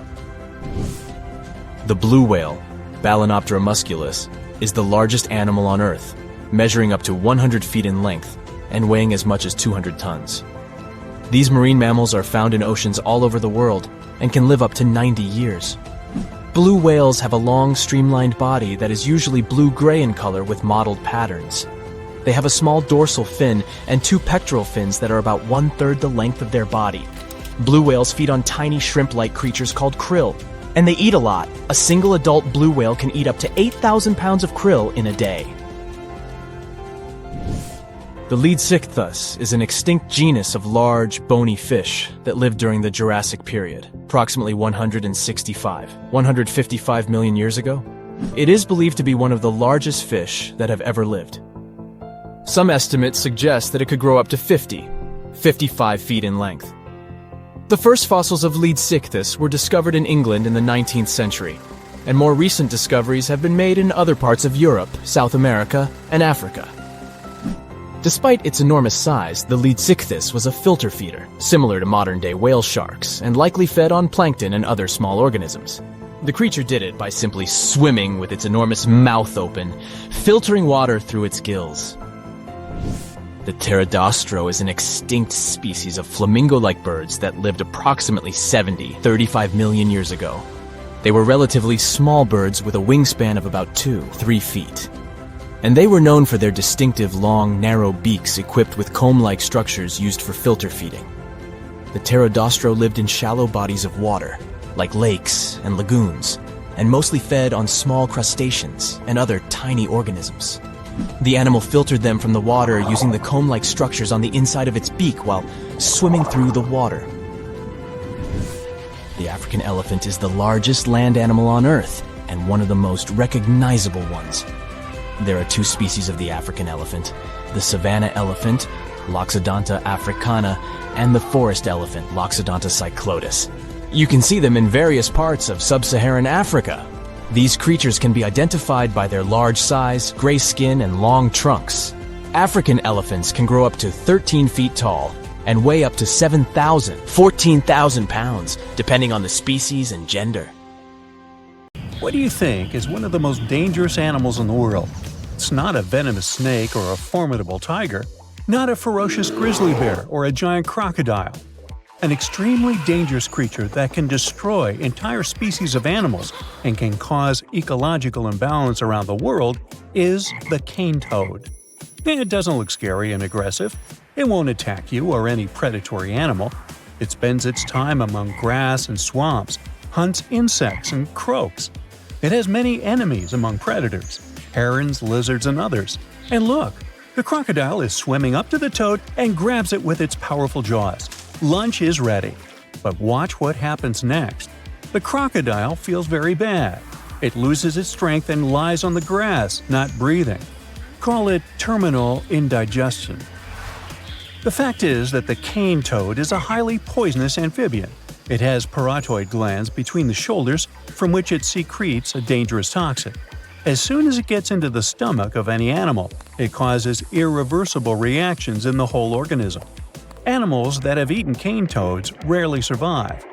And now imagine there are 1 million toads like that, and each of them is an attractive lunch for predators. This creature is native to South and Central America, but became most famous after it caused an environmental disaster in Australia. It all started in 1935 when people brought cane toads to fight the cane beetle. These insects were spoiling sugarcane crops in the northern part of the country.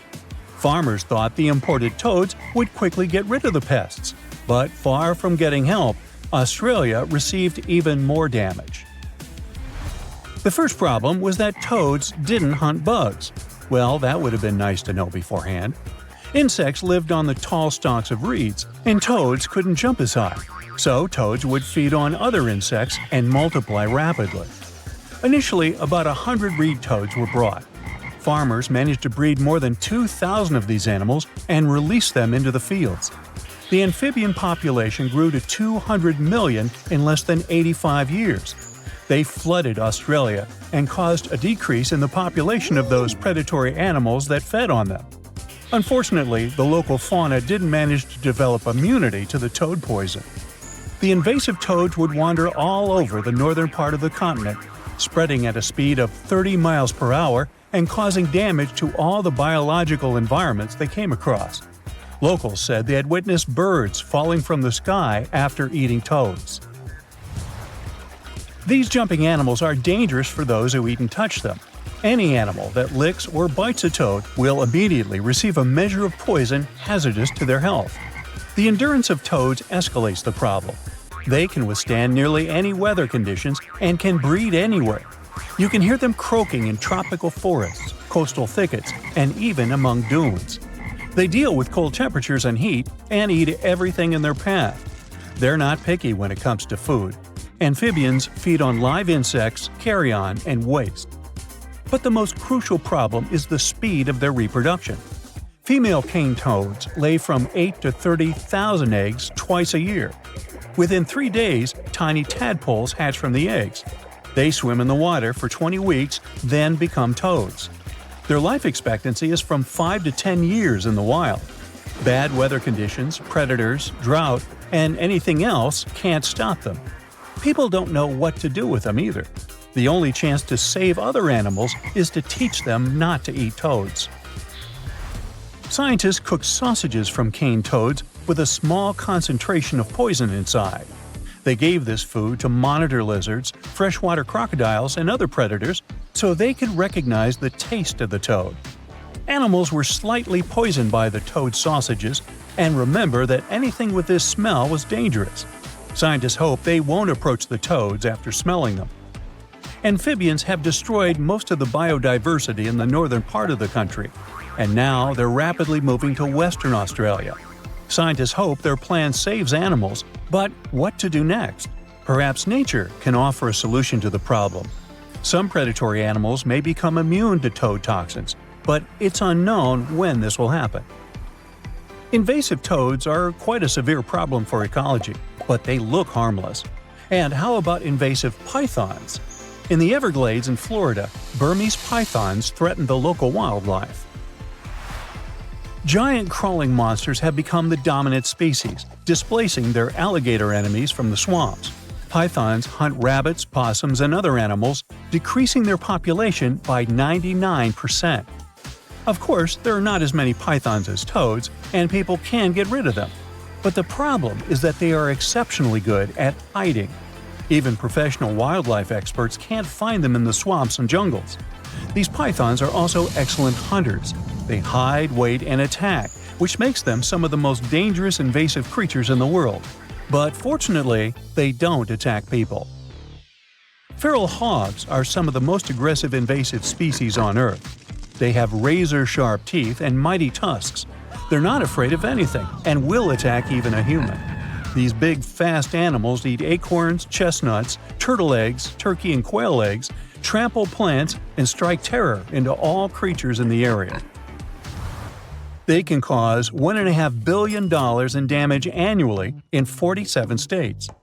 Imported in the U.S. several centuries ago, feral hogs have recently experienced a fertility splash. Local biologists and farmers are trying to solve the problem, but at the moment, it's pretty challenging to control the feral hog population. This tiny beetle seems harmless, but can cause orange juice to disappear in the U.S. This is the Asian citrus psyllid that loves to eat orange fruit. This insect contains bacteria that infects citrus trees and slowly destroys them.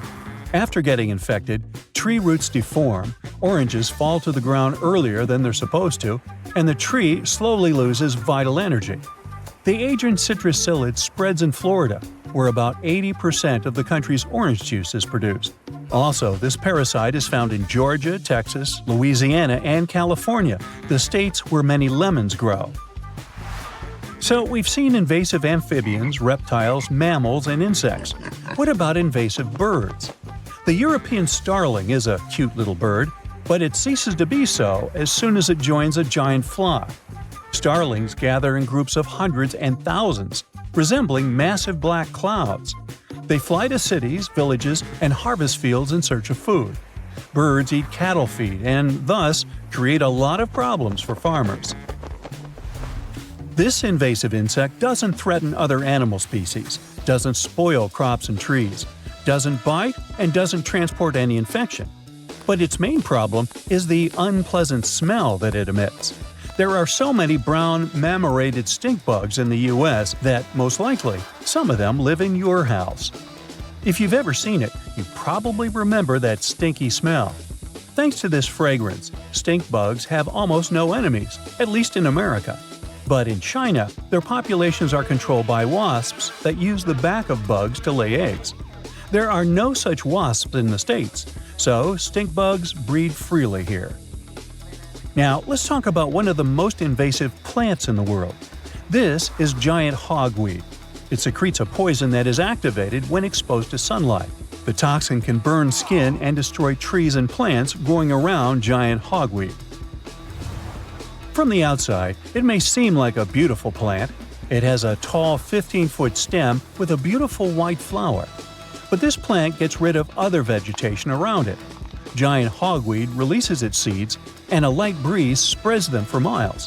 When new plants grow, they destroy any other plants living nearby. The problem is that giant hogweed has no enemies. Insect pests can't eat it because of its poison. Animals also avoid it.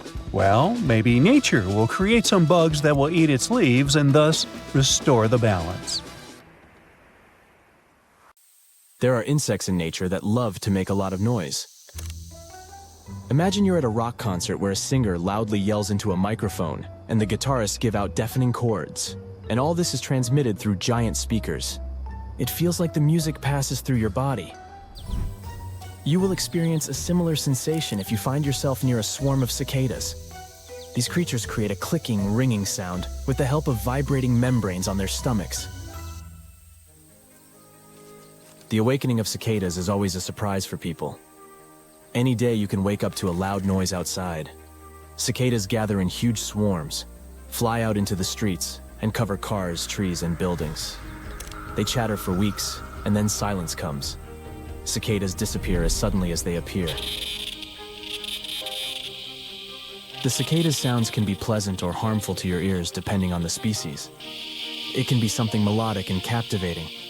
When millions of cicadas click in the forest, it resembles the sound of a jet plane or a circular saw working.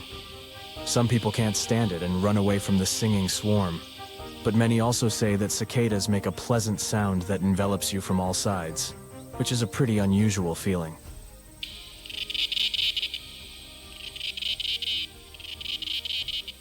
They make this noise to attract breeding partners or to warn their families of danger. Perhaps they are just having fun. And the reason for such joy is their life cycle. Cicadas spend several years underground and then come out to make noise for the last several weeks of their lives. And what they do under the surface is one of the most exciting mysteries for scientists.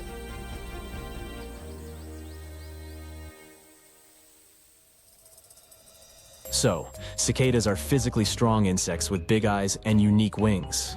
We'll talk about their uniqueness later, but now let's figure out why these insects are so awesome. There are about 3,000 species of cicadas, but they are all divided into two groups, annual and periodic ones. Annual is a common type. You can meet them all over the world. They live from 2 to 5 years or longer and have a normal insect lifestyle. They fly, drink the sap of trees, and click. But periodic cicadas live only in North America, in the central and eastern regions of the USA. They can disappear as a species off the face of the earth and then, a few years later, appear in a forest and make such noise that you can hear it from afar. Imagine walking in the woods, picking mushrooms and berries, and then the soil begins to move and hundreds of thousands of cicadas are flying out. They are everywhere, and they are very loud. But don't worry, they're not aggressive and won't bite you. The life cycle of these insects is divided into 3 parts: eggs, nymphs, and adults. At first, females lay several hundred eggs in different places. They leave their offspring near the ground on the branches of trees and brush. Then, after 6 to 10 weeks, little nymphs hatch out of them, fall to the floor, and burrow into the soil. There, they munch on fluids from the roots of plants and grow. They spend 13 or 17 years in these underground tunnels, then molt their shells and come out. And they all do it at the same time. It's as if someone gives them one order, and they drop everything to come to the surface simultaneously. And after they rise, they start to click. Imagine spending more than 10 years in a cramped, dark space, and then going out into a bright, open world where you will live for several weeks. No wonder cicadas are chirping so loudly. Or they may have a great time underground and then decide to spend their retirement outdoors. Most likely, their appearance coincides with convenient natural conditions. They wait for the soil temperature to become comfortable for reproduction and come out. However, while the soil heats up and gets colder annually, cicadas come out once every 13 or 17 years.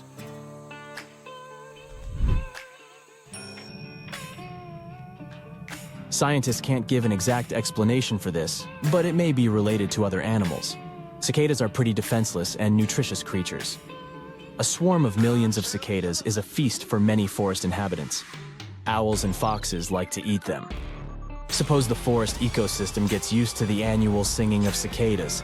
In that case, their enemies will quickly destroy the entire population of these insects. Therefore, cicadas come out when no one expects them. Perhaps they choose the moment when the population growth of owls and foxes is at the lowest level. To avoid meeting them, cicadas wait for several years.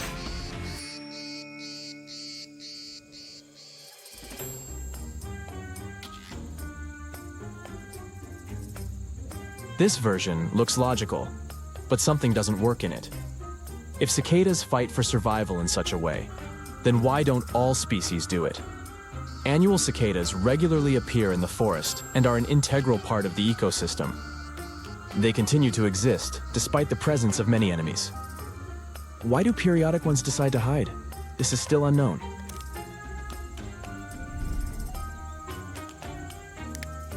A massive swarm of cicadas resembles locusts. So many consider them pests. But unlike these crop eaters, cicadas only feed on the sap of trees.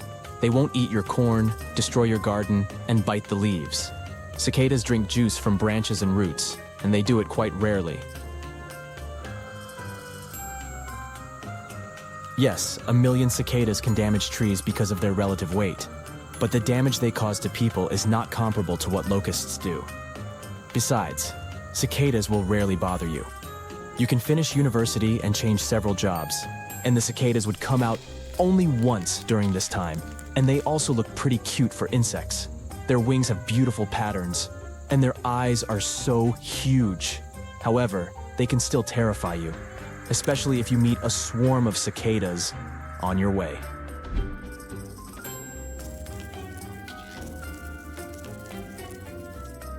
Life underground seems safe, but even there, the cicadas have their antagonists. And the main one is a special kind of parasitic fungi that can penetrate the body of a cicada and slowly devour it.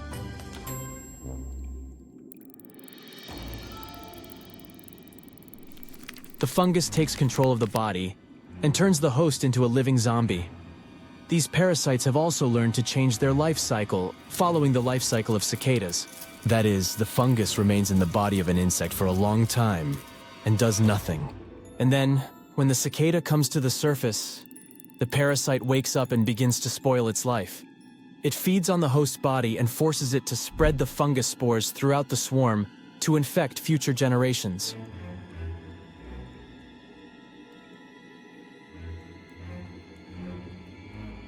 Another type of fungus doesn't wait for the cicadas to crawl to the surface. These parasites can cause infected insects to get out of the ground ahead of time, crawl up tree branches and scatter spores. Sometimes fungi grow out of cicadas while they are still underground. It seems that cicadas won't survive with such dangerous enemies, but nature has found a balance.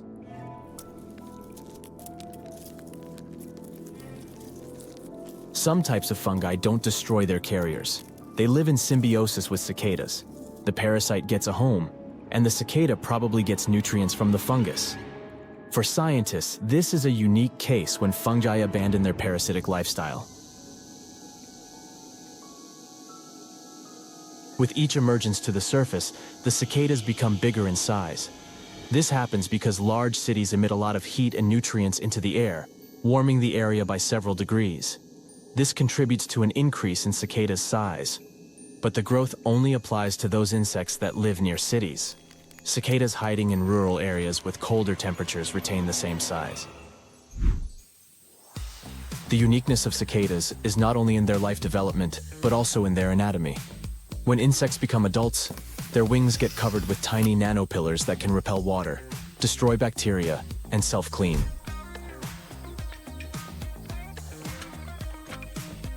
Doctors, chemists, and engineers want to use the properties of cicada wings to develop new technologies in different fields.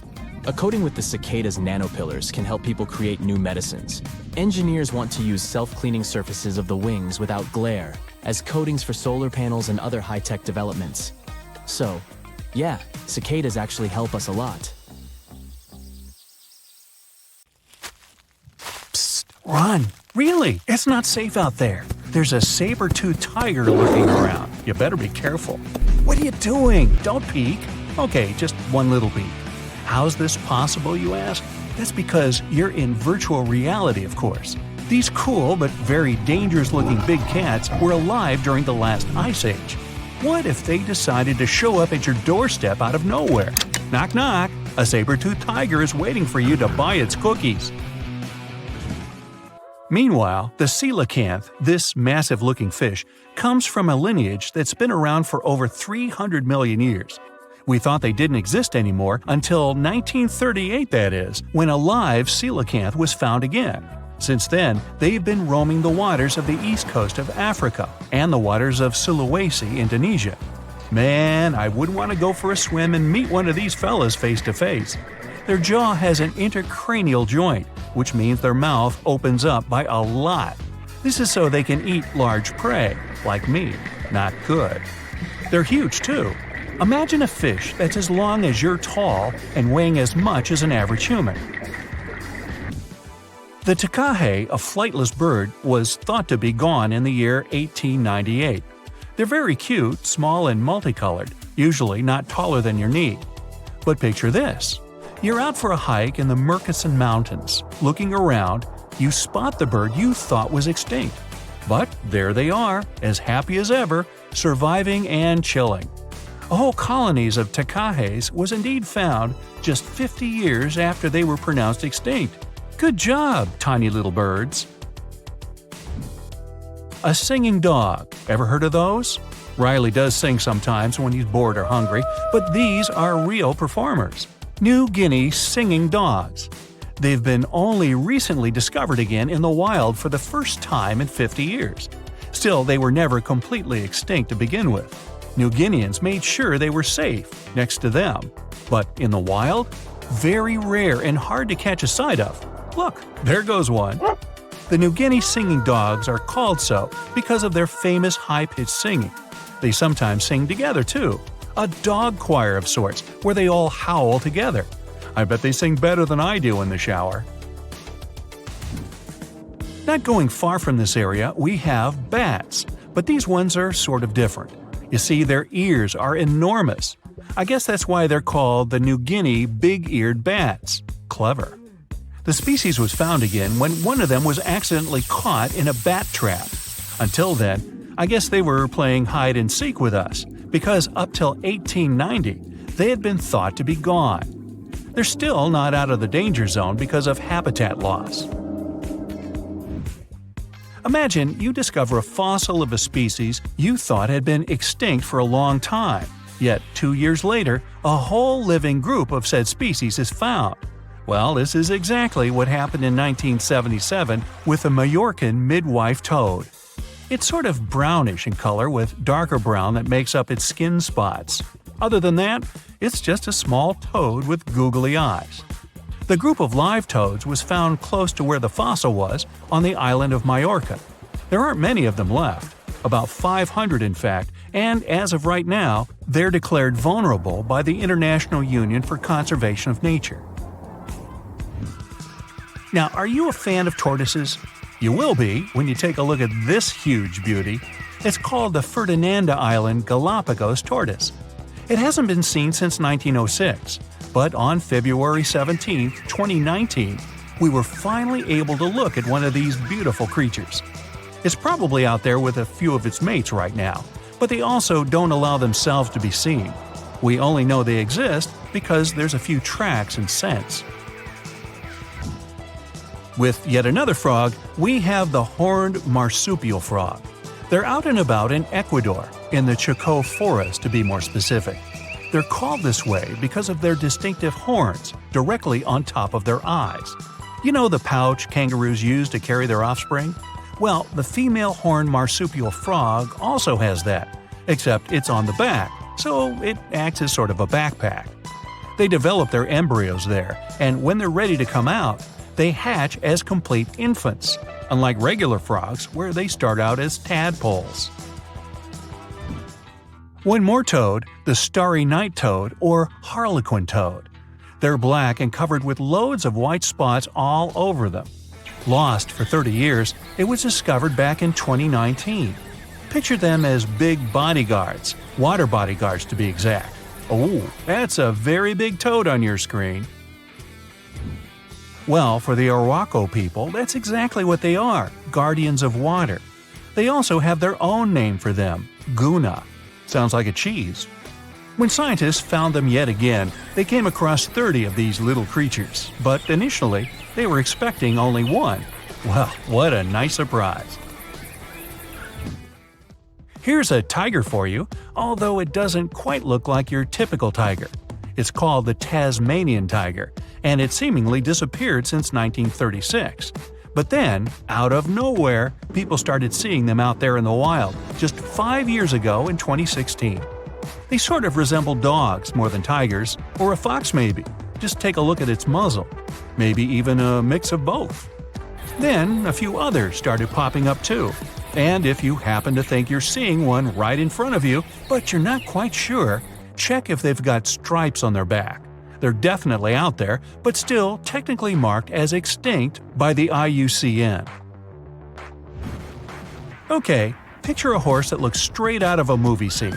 Tiny, gorgeous fur, very well behaved. It's tiny, but it's not a pony. It's a Caspian horse. They have an interesting backstory to them. They were discovered by Louise Leyland, who got married to an aristocrat in 1957.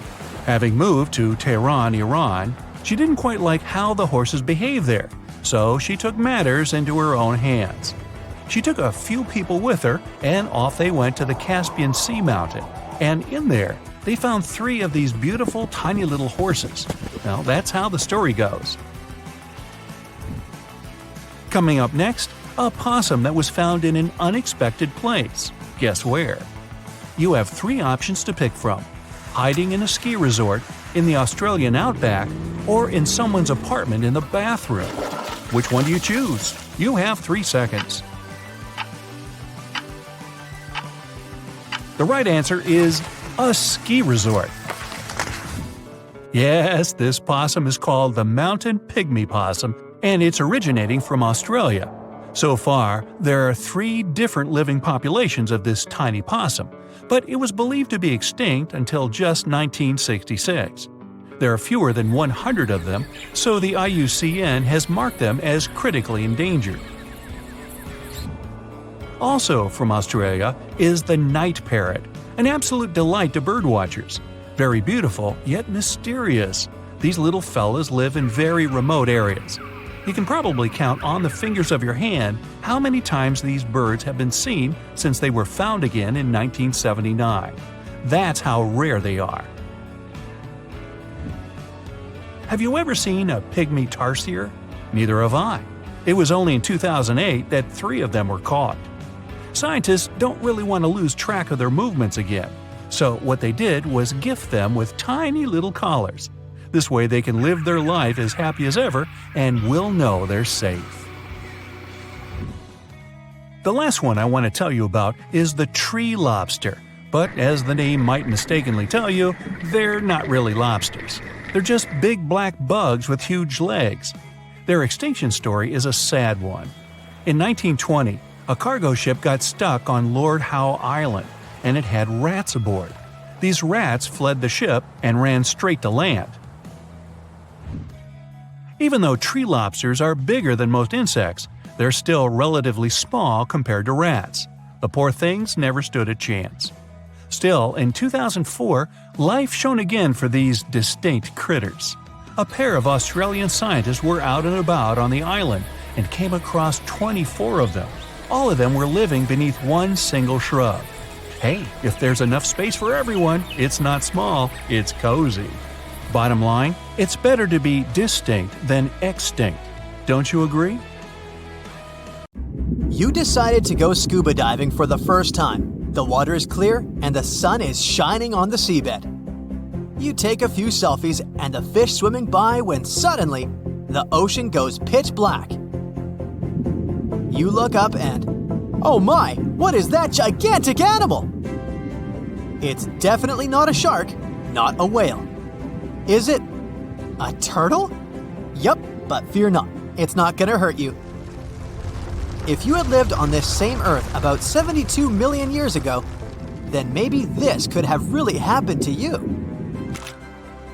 Scientists have recently found the fossils of a gigantic marine turtle that could have grown as big as 12 feet.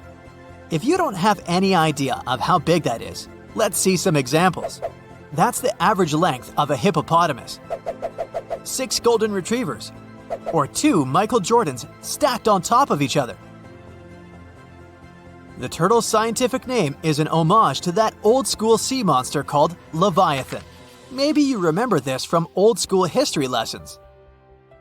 The Leviathan is supposedly a mythical creature that would swallow entire ships or people that were deemed too greedy by the creature. Can you imagine being swallowed by this humongous sea turtle?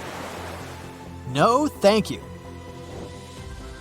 The fossils of this gigantic creature began to be excavated between 2016 and 2021, all the way in northeastern Spain.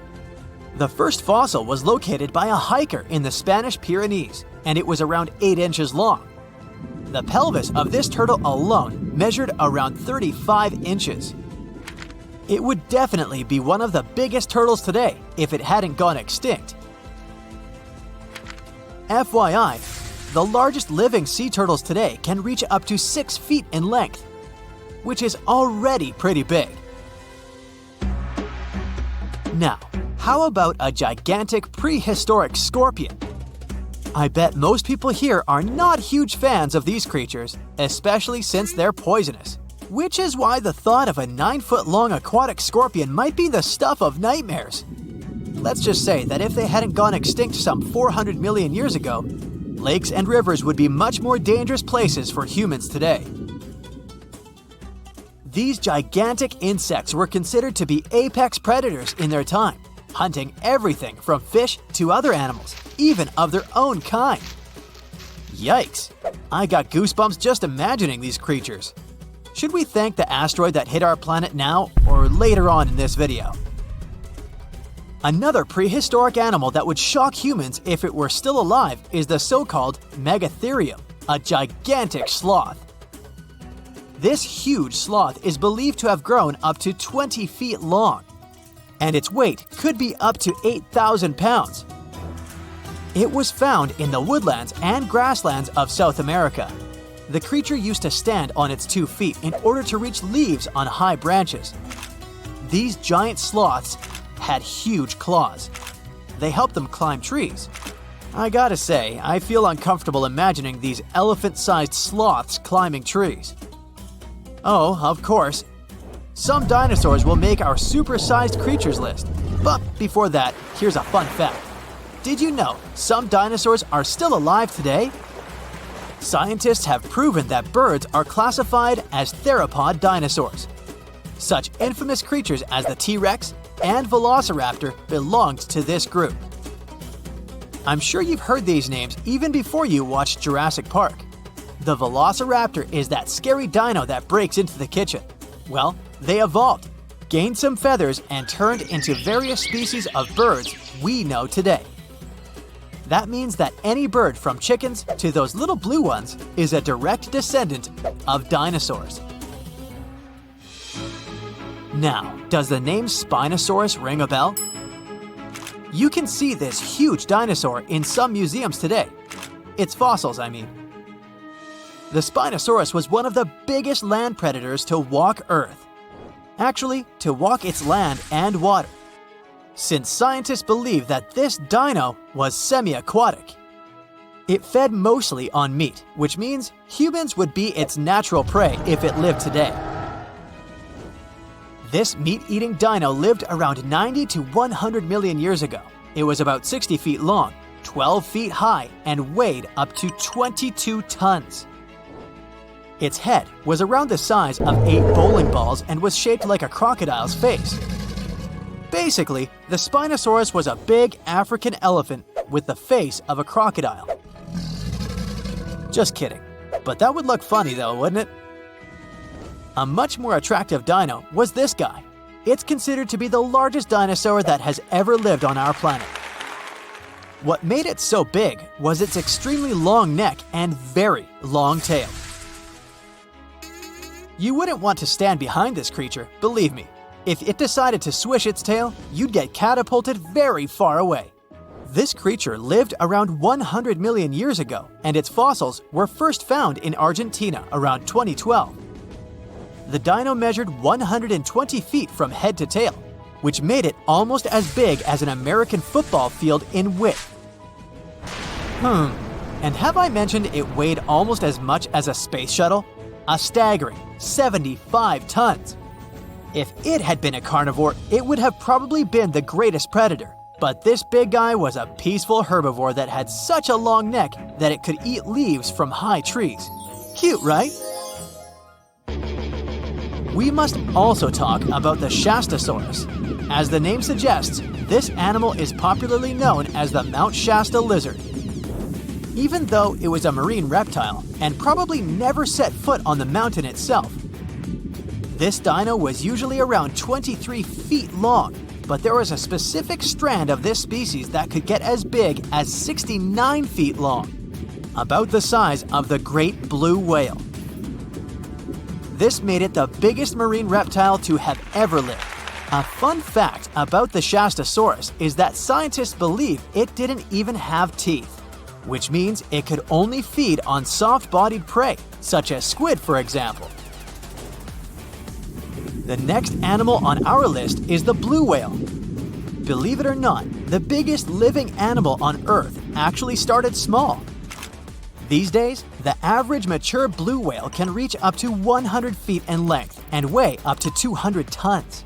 That's more or less the weight of 40 elephants put together, or 30 Tyrannosaurus rexes, or 2,670 average-sized people. Blue whales have to eat up to 50 million calories per day to support that body. That's the equivalent of 30,000 Big Macs, just FYI. But blue whales weren't always this big. They actually evolved from a four-legged mammal that lived on Earth around 48 million years ago. Their ancestor was called Pakicetus, and it was only 6 feet long. Here's a fun fact. To be able to live in the water as one does today, the blue whale had to go through some intense adaptations. A blue whale can replace up to 80 to 90% of oxygen in its lungs each time it takes a breath. A human replaces only up to 15% for comparison. It allows these animals to dive for up to 1 hour at a time, down to a staggering depth of 330 feet. Elephants were bound to make the list. Elephants are currently the largest land animals on Earth. They can grow to be about 13 feet tall and weigh up to 7 tons. That's pretty small if we compare it to the other animals that once lived on Earth, right? But if we placed a 6-foot tall human next to an elephant, we'll see it's not at all that small. African elephants are bigger than their close relatives, Asian elephants, and they have a similar lifespan to humans, up to 70 years. Pokemon might have made us collectively wish that salamanders were real-life dragons, although they're not. They can still be pretty cool though. There's a giant species of salamander that is known to be the largest living amphibian. They can grow to be as long as a regular-sized human, reaching up to 6 feet. I bet that wouldn't be a pleasant underwater encounter,